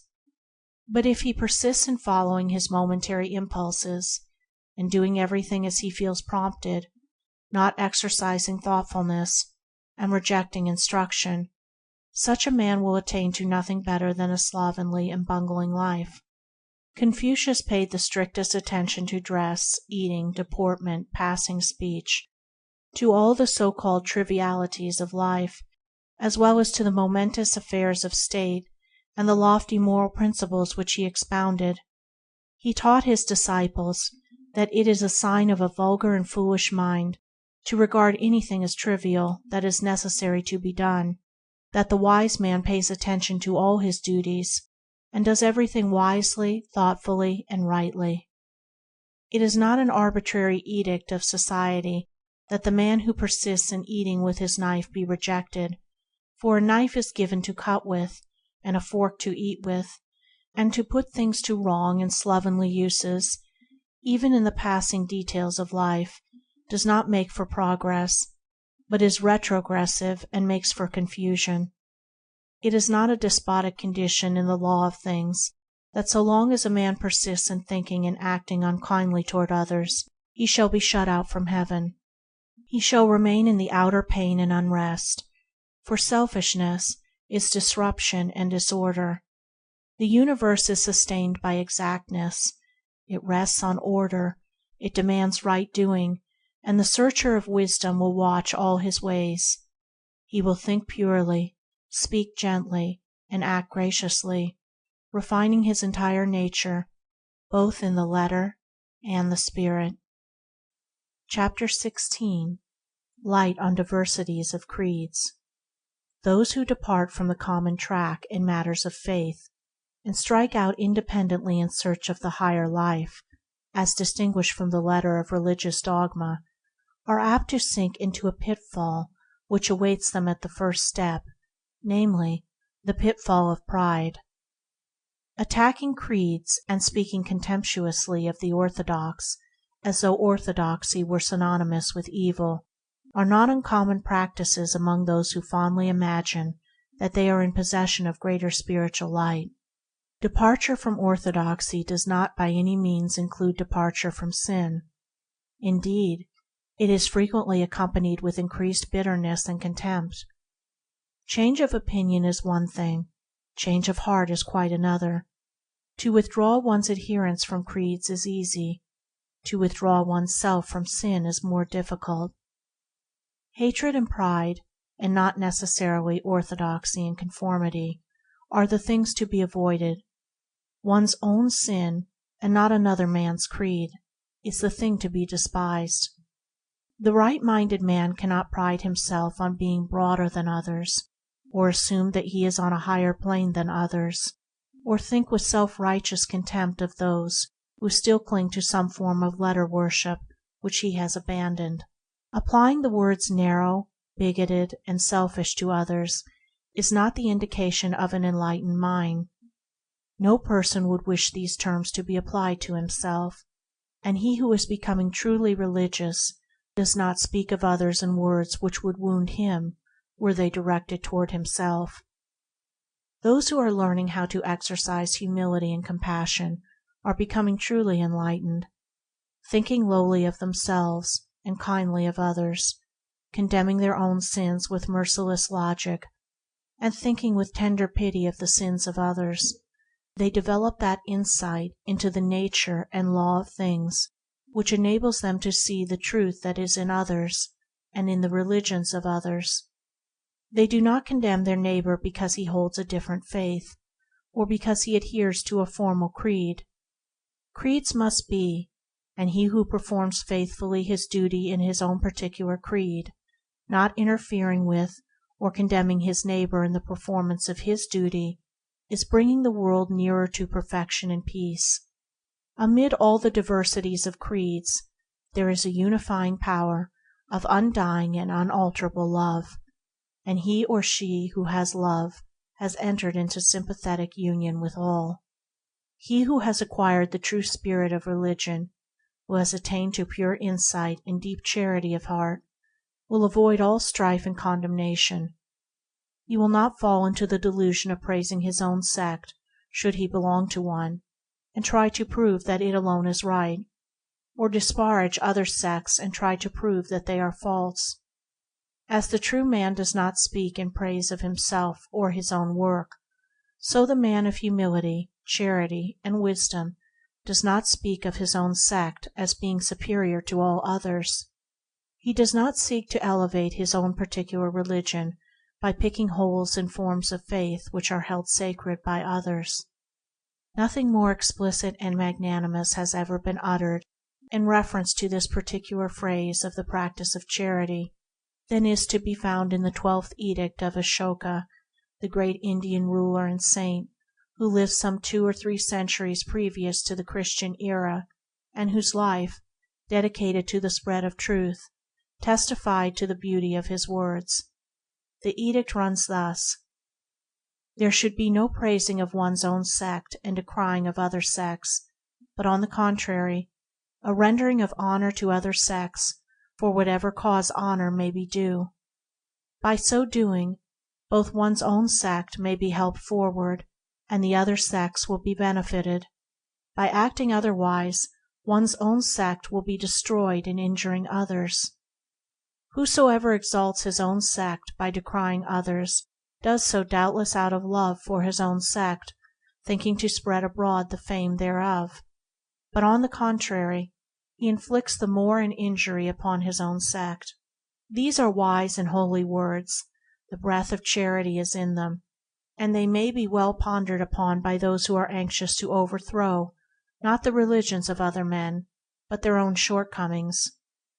It is a dark and deep-seated delusion that causes a man to think that he can best advance the cause of his religion by espousing what he regards as the evils of other religions. The most part of it is, that while such a one rejoices in the thought that by continually belittling other sects he will perhaps at last wipe them out and win all men to his side, he is all the time engaged in the sad work of bringing into disrepute, and thereby destroying, his own sect. Just as every time a man slanders another, he inflicts lasting injury upon his own character and prospects, so every time one speaks evil of another sect, he soils and demeans his own. And the man who is prone to attack and condemn other religions is the one who suffers most when his own religion is attacked and condemned. If a man does not like that his own religion should be denounced as evil and false, he should carefully guard himself that he does not condemn other religions as such. If it pleases him when his own cause is well spoken of and helped, he should speak well of and help other causes which, while differing from his own in method, have the same good view in the end.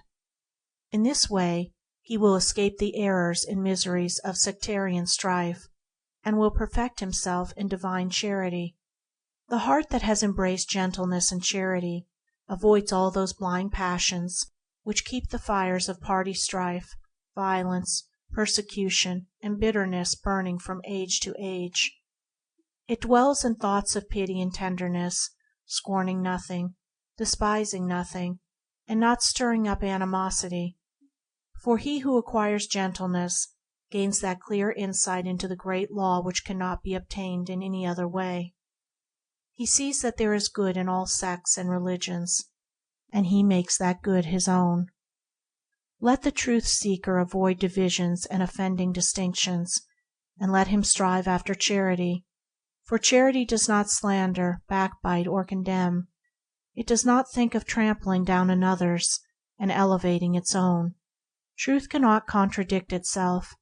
The nature of truth is exactness, reality, undeviating certitude. Why, then, the ceaseless conflict between the religions and creeds? Is it not because of error?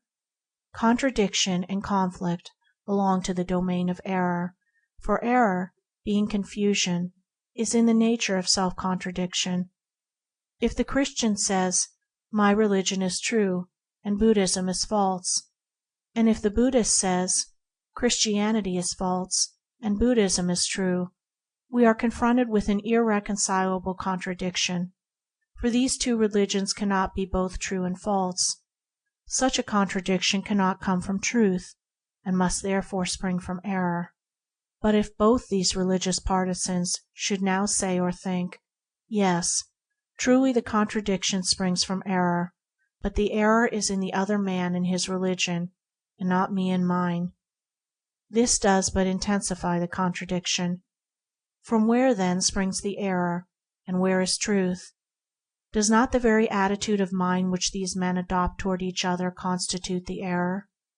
And were they to reverse that attitude, exchanging antagonism for goodwill, would they not perceive the truth which does not stand in conflict with itself? The man who says, "My religion is true and my neighbor's is false," has not yet discovered the truth in his own religion. For when a man has done that, he will see the truth in all religions. As behind all the universal phenomena there is but one truth, so behind all the religions and creeds there is but one religion, for every religion contains the same ethical teaching, and all the great teachers taught exactly the same thing. The precepts of the Sermon on the Mount are to be found in all religions.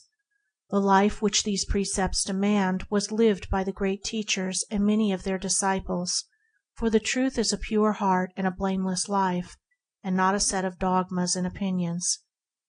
All religions teach purity of heart, holiness of life, compassion, love, and goodwill.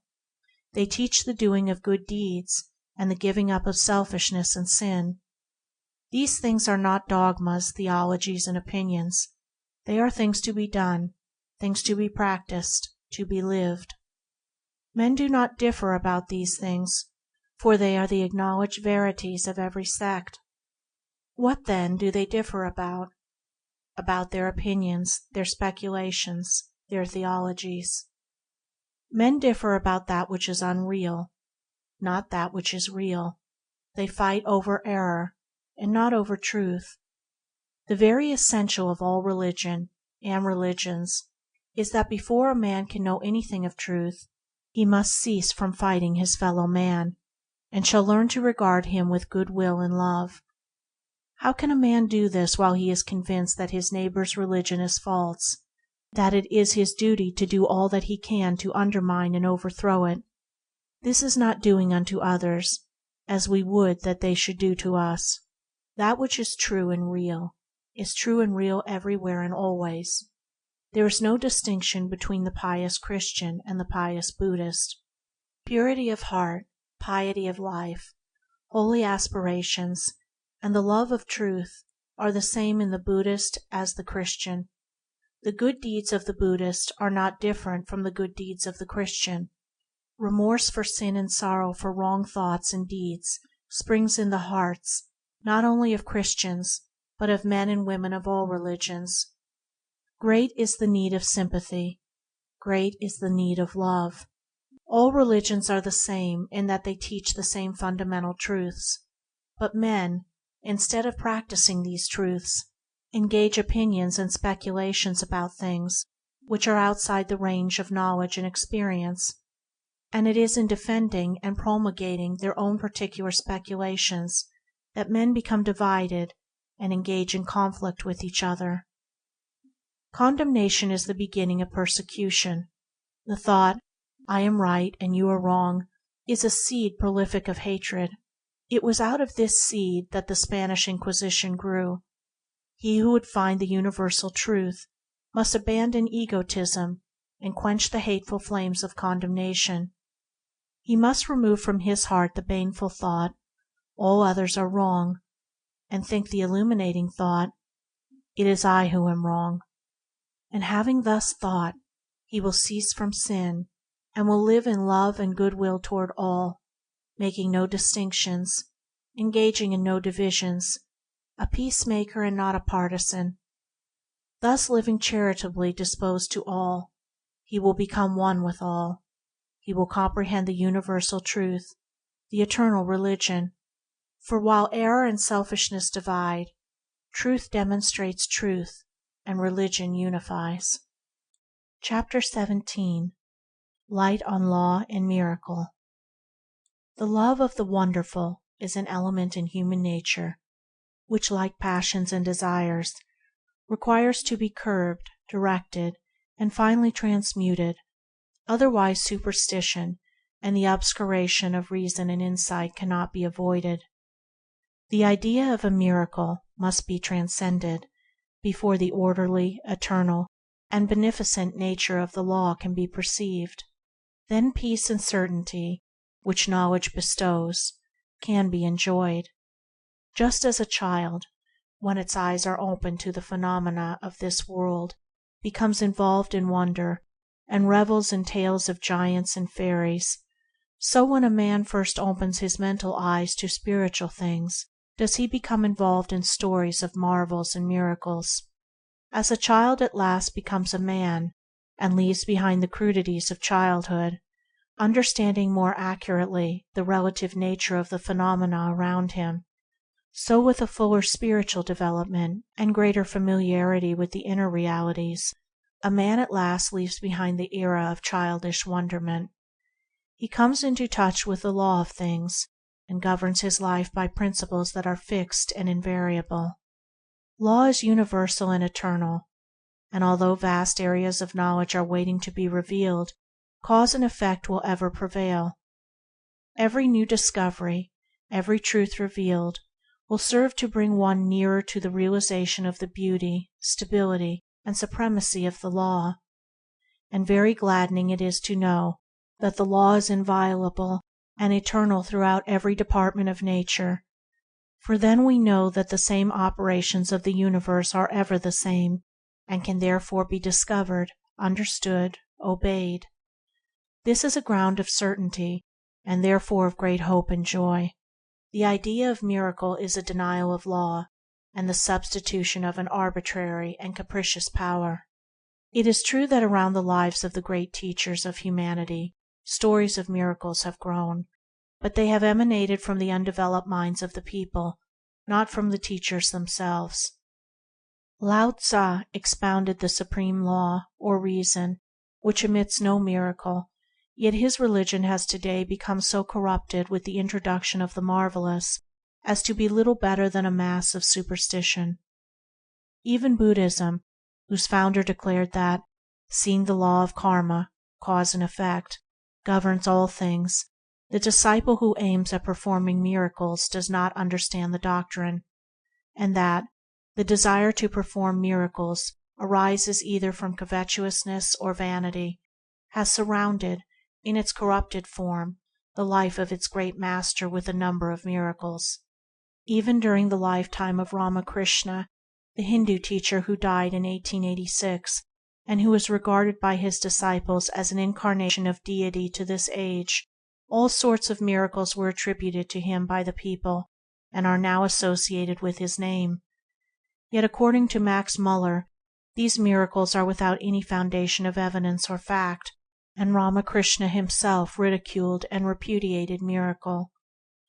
As men become more enlightened, miracles and wonder-working will be expunged from all religion, and the orderly beauty of law, and the ethical grandeur of obedience to the law, will become revealed and known. No man who desires to perform miracles or astral or psychological wonders, who is curious to see invisible or supernatural things, who is ambitious to become a master or an adept, can attain a clear perception of truth and the living of the highest life. Childish wonderment about things must be supplanted by knowledge of things, and vanity is a complete barrier to the entrance of the true path, which demands of the disciple lowliness of heart and humility. He is on the true path who is cultivating kindness, forbearance, and a loving heart. The marks of a true master are not miracles and wonder-working, but infinite patience, boundless compassion, spotless purity, and a heart at peace with all. Chapter 18. Light on War and Peace. War springs from inward strife. War in heaven precedes war on earth. When the inward spiritual harmony is destroyed by division and conflict, it will manifest itself outwardly in the form of war. Without this inward conflict, war could not be, nor can war cease until the inward harmony is restored. War consists of aggression and resistance, and after the fight has commenced, both combatants are like aggressors and resistors. Thus an effort to put an end to war by aggressive means produces war. "I have set myself stubbornly against the war spirit," said a man a short time ago. He did not know that he was, by that attitude of mind, practicing and fostering the war spirit. To fight against war is to produce war. It is impossible to fight for peace, because all fighting is the annihilation of peace. To think of putting an end to war by denouncing and fighting it is the same as trying to quench the fire by throwing straw upon it. He, therefore, who is truly a person of peace, does not resist war, but practices peace. He, therefore, who takes sides and practices attack and defense is responsible for war, for he is always at war in his mind. He cannot know the nature of peace, for he has not arrived at peace in his own heart. The true man of peace is he who has put away from his mind the spirit of quarreling and party strife, who neither attacks others nor defends himself, and whose heart is at peace with all. Such a man has already laid in his heart the foundations of the empire of peace. He is a peacemaker, for he is at peace with the whole world, and practices the spirit of peace under all circumstances. Very beautiful is the spirit of peace, and it says, "Come and rest." Bickerings, quarrelings, party divisions, these must be forever abandoned by him who would establish peace. War will continue so long as men will allow themselves, individually, to be dominated by passion, and only when men have quelled the inward tumult will the outward horror pass away. Self is the great enemy, the producer of all strife, and the maker of many sorrows. He, therefore, who will bring about peace on earth, let him overcome egotism, let him subdue his passions, let him conquer himself. Chapter 19. Light on the Brotherhood of Man. There is no lack of writing and preaching about universal brotherhood, and it has been adopted as a leading article of faith by many newly formed societies. But what is so urgently needed to begin with is not universal brotherhood, but particular brotherhood, that is, the adoption of a magnanimous, charitable, and kindly spirit toward those with whom we come in immediate contact, toward those who contradict, oppose, and attack us, as well as toward those who love and agree with us. I make a very simple statement of truth when I say that until such particular brotherhood is practiced, universal brotherhood will remain a meaningless term. For universal brotherhood is an end, a goal, and the way to it is by particular brotherhood. The one is sublime and far-reaching consummation, the other is the means by which that consummation must be realized. I remember on one occasion reading a paper devoted largely to the teachings of universal brotherhood, and the leading article, a long and learned one, was the exposition of this subject. But on turning over a few more pages, I found another piece by the same writer in which he accused of misrepresentation, lying, and selfishness not his enemies, but the brethren of his own society, who bear, at least as far as such sins are concerned, stainless reputations. A scriptural writer asked the question, if a man does not love his brother whom he has seen, how can he love God whom he has not seen? In the same manner, if a man does not love the brother whom he knows, how can he love people of all creeds and all nations whom he does not know? To write articles on universal brotherhood is one thing; to live in peace with one's relations and neighbors and to return good for evil is quite another. To endeavor to propagate universal brotherhood while fostering in our heart some sparks of envy, spite, and resentment, malice, or hatred, is to be self-deluded, for thus shall we be all the time hindering and denying, by our actions, that which we eulogize by our words. So subtle is such self-delusion that until the very heights of love and wisdom are reached, we are all liable at any moment to fall into it. It is not because our fellow men do not hold our views, or follow our religion, or see as we see that universal brotherhood remains unrealized, but because of the prevalence of ill will. If we hate, avoid, and condemn others because they differ from us, all that we may say or do in the cause of universal brotherhood will be another snare to our feet, a mockery to our aspirations, and a farce to the world at large. Let us, then, remove all hatred and malice from our hearts. Let us be filled with good will toward those who try and test us by their immediate nearness. Let us love them that hate us, and think magnanimously of those who condemn us or our doctrine. In a word, let us take the first step toward universal brotherhood by practicing brotherhood in the place where it is most needed, and as we succeed in being brotherly in these important particulars, universal brotherhood will be found to be not far distant. Chapter 20. Light on Life's Sorrows. There is great sorrow in the world. This is one of the supreme facts of life. Grief and affliction visit every heart, and many that are today reveling in hilarious joy or sinful riot will tomorrow be smitten low in sorrow. Suddenly, and with swift and silent certainty, comes its poignant arrow, entering the human heart, slaying its joy, laying low its hopes, and shattering all its earthly plans and prospects. Then the humbled, smitten soul reflects, and enters deeply and sympathetically into the hidden meanings of human life. In the dark times of sorrow, men and women approach very near to truth. When in one brief hour the build-up of hopes of many years of toil fall like a toy palace, and all earthly pleasures burst and vanish like petty bubbles in the grasp, then the crushed spirit, bewildered, tempest-tossed, and without a refuge, gropes in dumb anguish for the eternal, and seeks its abiding peace.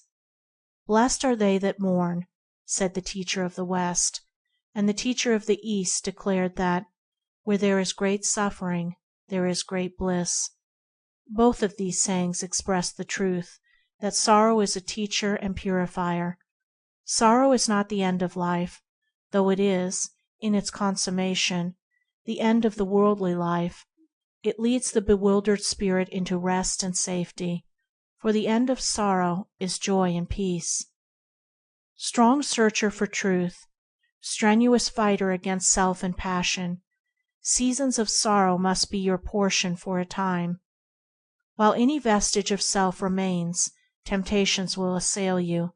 The veil of illusion will cloud your spiritual vision, producing sorrow and unrest. When heavy clouds settle down upon your spirit, accept the darkness as your own, and pass through it bravely into the cloudless light beyond. Bear well in mind that nothing can overtake you that does not belong to you, and that is not for your eternal good. As the poet has truly sung, "Not space nor time, nor deep nor high, can keep my own way from me." And not alone are the bright things of life yours, the dark things are yours also. When difficulties and trouble gather thickly about you, when failures come and friends fall away, when the tongue that has sweetly praised you bitterly blames, when beloved lips that pressed against your lips the soft warm kisses of love taunt and mock you in the lonely hour of your solitary grief, or when you lay beneath the sod the cold casket of clay that but yesterday held the responsive spirit of your beloved, when these things overtake you, remember that the hour of your Gethsemane has come. The cup of anguish is yours to drink. Drink it silently and murmur not, for in that hour of oppressive darkness and blinding pain no prayer will save you, no cry to heaven will bring you sweet relief. Faith and patience only will give you the strength to endure, and to go through your crucifixion with a meek and gentle spirit, not complaining, blaming no one, but accepting it as your own. When one has reached the lowest point of sorrow, when weak and exhausted, and overcome with a sense of powerlessness, he cries to God for help, and there comes no answering comfort and no relief. Then, discovering the painfulness of sorrow and the insufficiency of prayer alone, he is ready to enter the path of self-renunciation, ready to purify his heart, ready to practice self-control, ready to become a spiritual athlete, and to develop that divine and invincible strength which is born of self-mastery. He will find the cause of sorrow in his own heart, and will remove it. He will learn to stand alone, not craving sympathy from any, but giving it to all, not thoughtlessly sinning and remorsefully repenting, but studying how not to commit sin. Humbled by innumerable defects, and chastened by many sufferings, he will learn how to act blamelessly toward others, how to be gentle and strong, kind and steadfast, compassionate and wise. Thus he will gradually rise above sorrow, and at last truth will dawn upon his mind, and he will understand the meaning of abiding peace. His mental eye will be opened to perceive the cosmic order. He will be blessed with the vision of the law, and will receive beatific bliss. When the true order of things is perceived, sorrow is transcended. When the contracted personal self, which hugs its own fleeting pleasures and broods over its own petty disappointments and dissatisfactions, is broken up and cast away, then the larger life of truth enters the mind, bringing bliss and peace, and the universal will takes the place of self. The individual becomes one with humanity. He forgets self in his love for all. His sorrow is swallowed up in the bliss of truth. Thus, when you have, by experience, entered completely into the sorrow that is never lifted from the heart of humankind, when you have reaped and eaten all the bitter fruits of your own wrong thoughts and deeds, then divine compassion for all suffering beings will be born in your heart, healing all your wounds and drying all your tears. You will rise again into a new and heavenly life, where the sting of sorrow cannot enter, for there is no self there. After the crucifixion comes the transfiguration. The sorrowless state is reached through sorrow, and the wise do not grieve. Ever remember this: in the midst of sin and sorrow there abides the world of truth. Redemption is at hand. The troubled may find peace, the impure may find purity. Healing awaits the broken-hearted. The weak will be adorned with strength, and the downtrodden will be lifted up and glorified. Chapter 21. light on life's changes. The tendency of things to advance from a lower to a higher level, and from high to higher still, is universal. The worlds exist in order that beings may experience, and by experiencing, acquire knowledge and increase in wisdom. Evolution is only another name for progress. It signifies perpetual change, but a purposeful change, a change accompanied by growth. Evolution does not mean the creation of a new being from a being of a different order. It means the modification of things by experience and change, and such modification is progress. The fact of change is ever before us. Nothing can escape it. Plants, animals, and human beings germinate, reach maturity, and pass into decay. Even the lordly suns and their attendant worlds, rolling through illimitable spaces, although their life is reckoned in millions of years, at last decay and perish, after having passed through innumerable changes. We cannot say of any being or object, "This will remain forever as it is," for even while we are saying it, the being or object would be undergoing change. Sadness and suffering accompany this change, and beings mourn for that which has departed, for the things which are lost and gone. Yet in reality change is good, for it is the open door to all achievement, advancement, and perfection. Mind as well as matter is subject to the same change. Every experience, every thought, every deed, changes a person. There is little resemblance between the elderly and their period of childhood and youth. An eternally fixed, unchangeable being is not known. Such a being may be assumed, but it is a postulate only. It is not within the range of human observation and knowledge. A being not subject to change would be a being outside progress. There is a teaching which declares that man has a spiritual soul that is eternally pure, eternally unchanged, eternally perfect, and that sinning, suffering, changing man as we see him is an illusion, that indeed the spiritual soul is the man, and the other is unreality. There is another teaching that affirms that man is eternally imperfect, that stainless purity can never be reached, and that perfection is an impossibility, an illusion. It will be found that these two extremes have no relation to human experience. They are both of the nature of speculative metaphysics, which stands in opposition to the facts of life, so much so that the adherents of these two extremes deny the existence of the commonest everyday facts of human experience. That which is assumed is regarded as real. The facts of life are declared to be unreal. It is well to avoid both these extremes, and find the middle way of human experience. It is well to avoid opinions and speculation of our own or others. It is well to refer to the facts of life.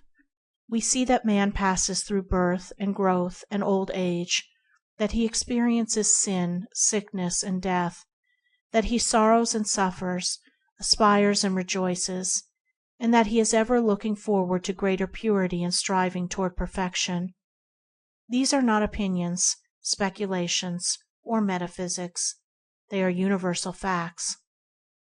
If man were already perfect, there would be no need for him to be perfected, and all moral teaching would be useless and ridiculous. Moreover, a perfect being could not be subject to illusion and unreality. On the other hand, if a man could never attain to purity and perfection, his aspirations and striving would be useless. They would indeed be mockeries, and the heavenly perfection of saintly and divine men and women would have to be belittled and denied. We see around us sin, sorrow, and suffering, and we see before us, in the lives of the great teachers, the sinless, sorrowless, divine state. Therefore, we know that man is an imperfect being, yet capable of, and destined for, perfection. The divine state toward which he aspires he will reach. The fact that he so ardently desires it means that he can reach it, even if the fact were not demonstrated in those great ones who have already attained. Man is not a compound of two beings, one real and perfect, the other unreal and imperfect. He is one and real, and his experiences are real. His imperfection is apparent, and his advancement and progress are also apparent.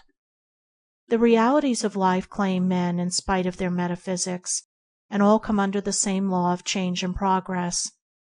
He who affirms the eternal sinlessness and perfection of man should not, to be logical and consistent, ever speak of sins and faults, of disease and death, yet he refers to these things as matters to be dealt with. Thus, in theory, he denies the existence of that which he habitually recognizes in practice.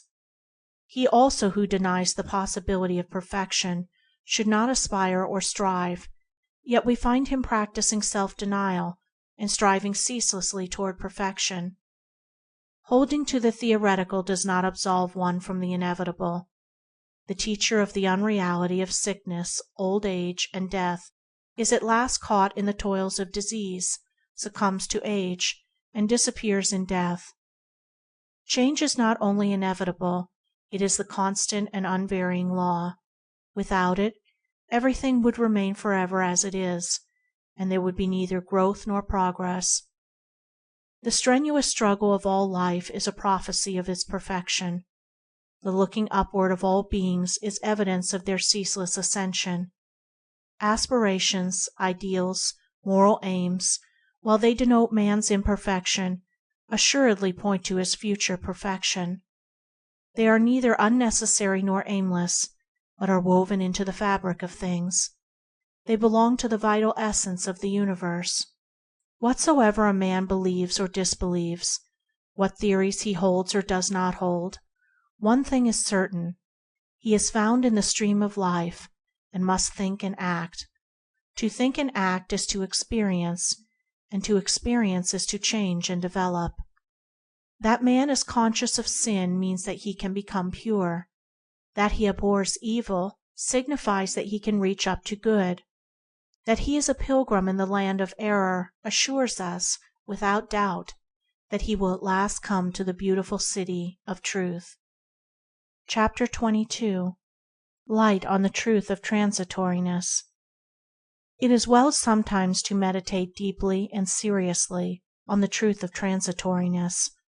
By meditation we will come to perceive how all compounded things must pass away, yea, how even while they remain, they are already in the process of passing away.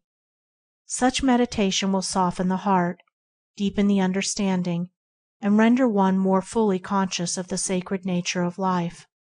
What is there that does not pass away, among all the things of which a man says, "This will be mine tomorrow"?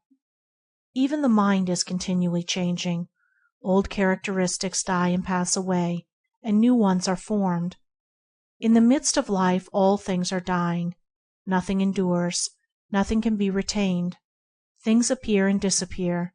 They become, and then they pass away. The ancient sages declared the visible universe to be Maya, illusion, meaning thereby that impermanency is the antithesis of reality. Change and decay are in the very nature of visible things, and they are unreal, illusory, in the sense that they pass away forever. He who would ascend into the realms of reality, who would penetrate into the world of truth, must first perceive, with no uncertain vision, the transitory nature of the things of life. He must cease to delude himself into believing that he can retain his hold on his possessions, his body, his pleasures, and objects of pleasure.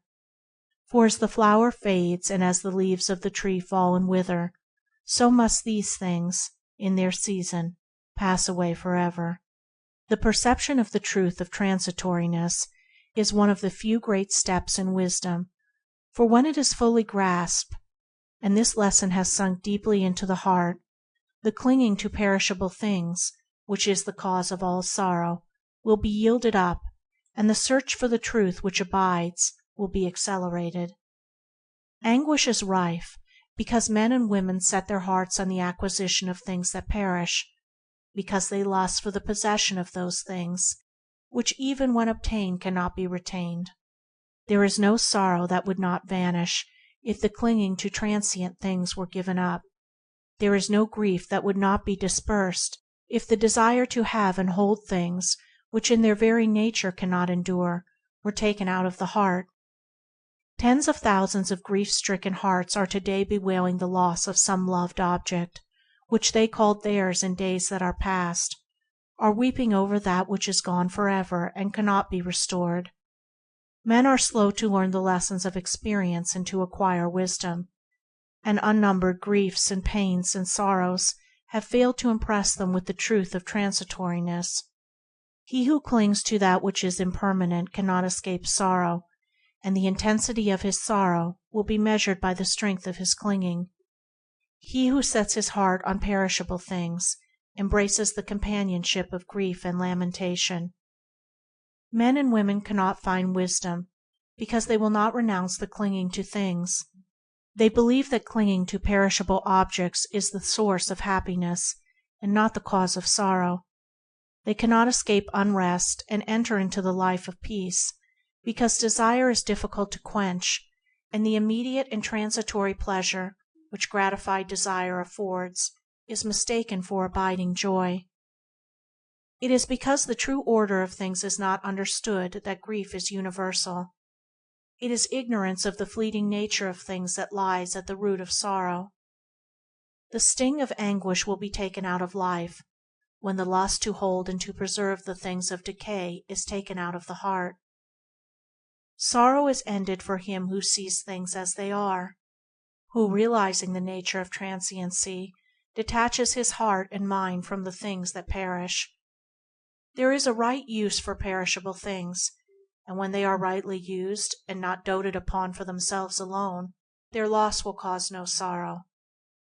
If a rich man thinks in his heart, "My riches and possessions are no part of me, nor can I call them mine, seeing that when I am summoned to depart from this world I cannot take them with me, they are entrusted to me to be used rightly, and I will employ them to the best of my ability, for the good of men and for the world," such a man, though surrounded by luxuries and responsibilities, will be lifted above sorrow and will draw nearer to truth.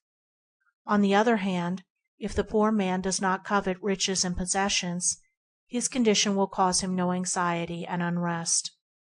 He who by a right understanding of life rids his heart of all selfish grasping and clinging, who uses things wisely and in their proper place, and who, with chastened heart and mind clarified of all thirsty desires, remains serene and self-contained in the midst of all changes, such a man will find truth. He will stand face to face with reality. For in the midst of all error there abides truth. At the heart of the transiency there reposes the permanent. An illusion does but veil the eternal and unchanging reality. The nature of that reality is not my purpose to deal with here. Let it suffice that I indicate that it is only found by abandoning, in the heart, all that is not of love and compassion, wisdom and purity. In these things there is no element of transitoriness, no sorrow and no unrest. When the truth of transitoriness is well perceived, and when the lesson contained in the truth of transitoriness is well learned, then does a man set out to find the abiding truth. Then does he wean his heart from those selfish elements which are productive of sorrow. He whose treasure is truth, who fashions his life in accordance with wisdom, will find the joy which does not pass away. He will leave behind him the land of lamentation, and crossing the wide ocean of illusion, will come to the sorrowless shore. Chapter 23. The Light That Never Goes Out. Amid the multitude of conflicting opinions and theories, and caught in the struggle of existence, whither shall the confused truth-seeker turn to find the path that leads to peace unending? To what refuge shall he fly from the uncertainties and sorrows of change? Will he find peace in pleasure? Pleasure has its place, and in its place it is good, but as an end, as a refuge, it affords no shelter. He who seeks it as such does but increase the anguish of his life. For what is more fleeting than pleasure, and what is more empty than the heart that seeks satisfaction in so ephemeral a thing? There is, therefore, no abiding refuge in pleasure. Will he find peace in wealth and worldly success? Wealth and worldly success have their place, but they are fickle and uncertain possessions, and he who seeks them for themselves alone will be burdened with many anxieties and cares. When the storms of adversity sweep over his glittering yet frail habitation, he will find himself helpless and exposed. But even should he maintain such possessions throughout life, what satisfaction will they afford him in the hour of death? There is no abiding refuge in wealth and worldly success. Will he find peace in health? Health has its place, and should not be thrown away or despised, but it belongs to the body which is destined for dissolution, and is thereby perishable.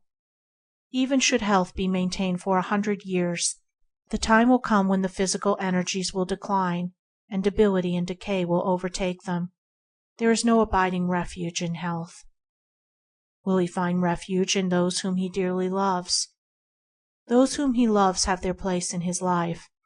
They afford him means of practicing unselfishness, and thereby arriving at truth. He should cherish them with loving care, and consider their needs before his own. But the time will come when they will be separated from him, and he will be left alone. There is no abiding refuge in loved ones. Will he find peace in this scripture or that? Scripture fills an important place. As a guide it is good, but it cannot be a refuge, for one may know the scripture by heart, yet be in sore conflict and unrest. The theories of men are subject to successive changes, and no limit can be set to the variety of textual interpretations. There is no abiding refuge in Scripture. Will he find rest in this teacher or that? The teacher has his place, and as an instructor he renders good service. But teachers are numerous, and their differences are many. Though one may regard his particular teaching as in possession of the truth, that teacher will one day be taken from him. There is no abiding refuge in a teacher. Will he find peace in solitude? Solitude is good and necessary in its place, but he who courts it as a lasting refuge will be like one perishing of thirst in a waterless desert. He will escape men and the turmoil of the city, but he will not escape himself and the unrest of the heart. There is no abiding rest in solitude. If, then, the seeker can find no refuge in pleasure, in success, in health, in family and friends, in Scripture, in the teacher, or in solitude, whither shall he turn to find that sanctuary which shall afford abiding peace? Let him take refuge in righteousness. Let him fly to the sanctuary of a purified heart. Let him enter the pathway of a blameless, stainless life, and walk it meekly and patiently until it brings him to the eternal temple of truth in his own heart. He who has taken refuge in truth, even in the habitation of a wise, understanding, and a loving and steadfast heart, is the same whether in pleasure or pain, wealth or poverty, success or failure, health or sickness, with friends or without, in solitude or noisy haunts, and he is independent of Bibles and teachers, for the Spirit of Truth instructs him. He perceives without fear or sorrow the change and decay which are in all things. He has found peace. He has entered the abiding sanctuary. He knows the light that will never go out.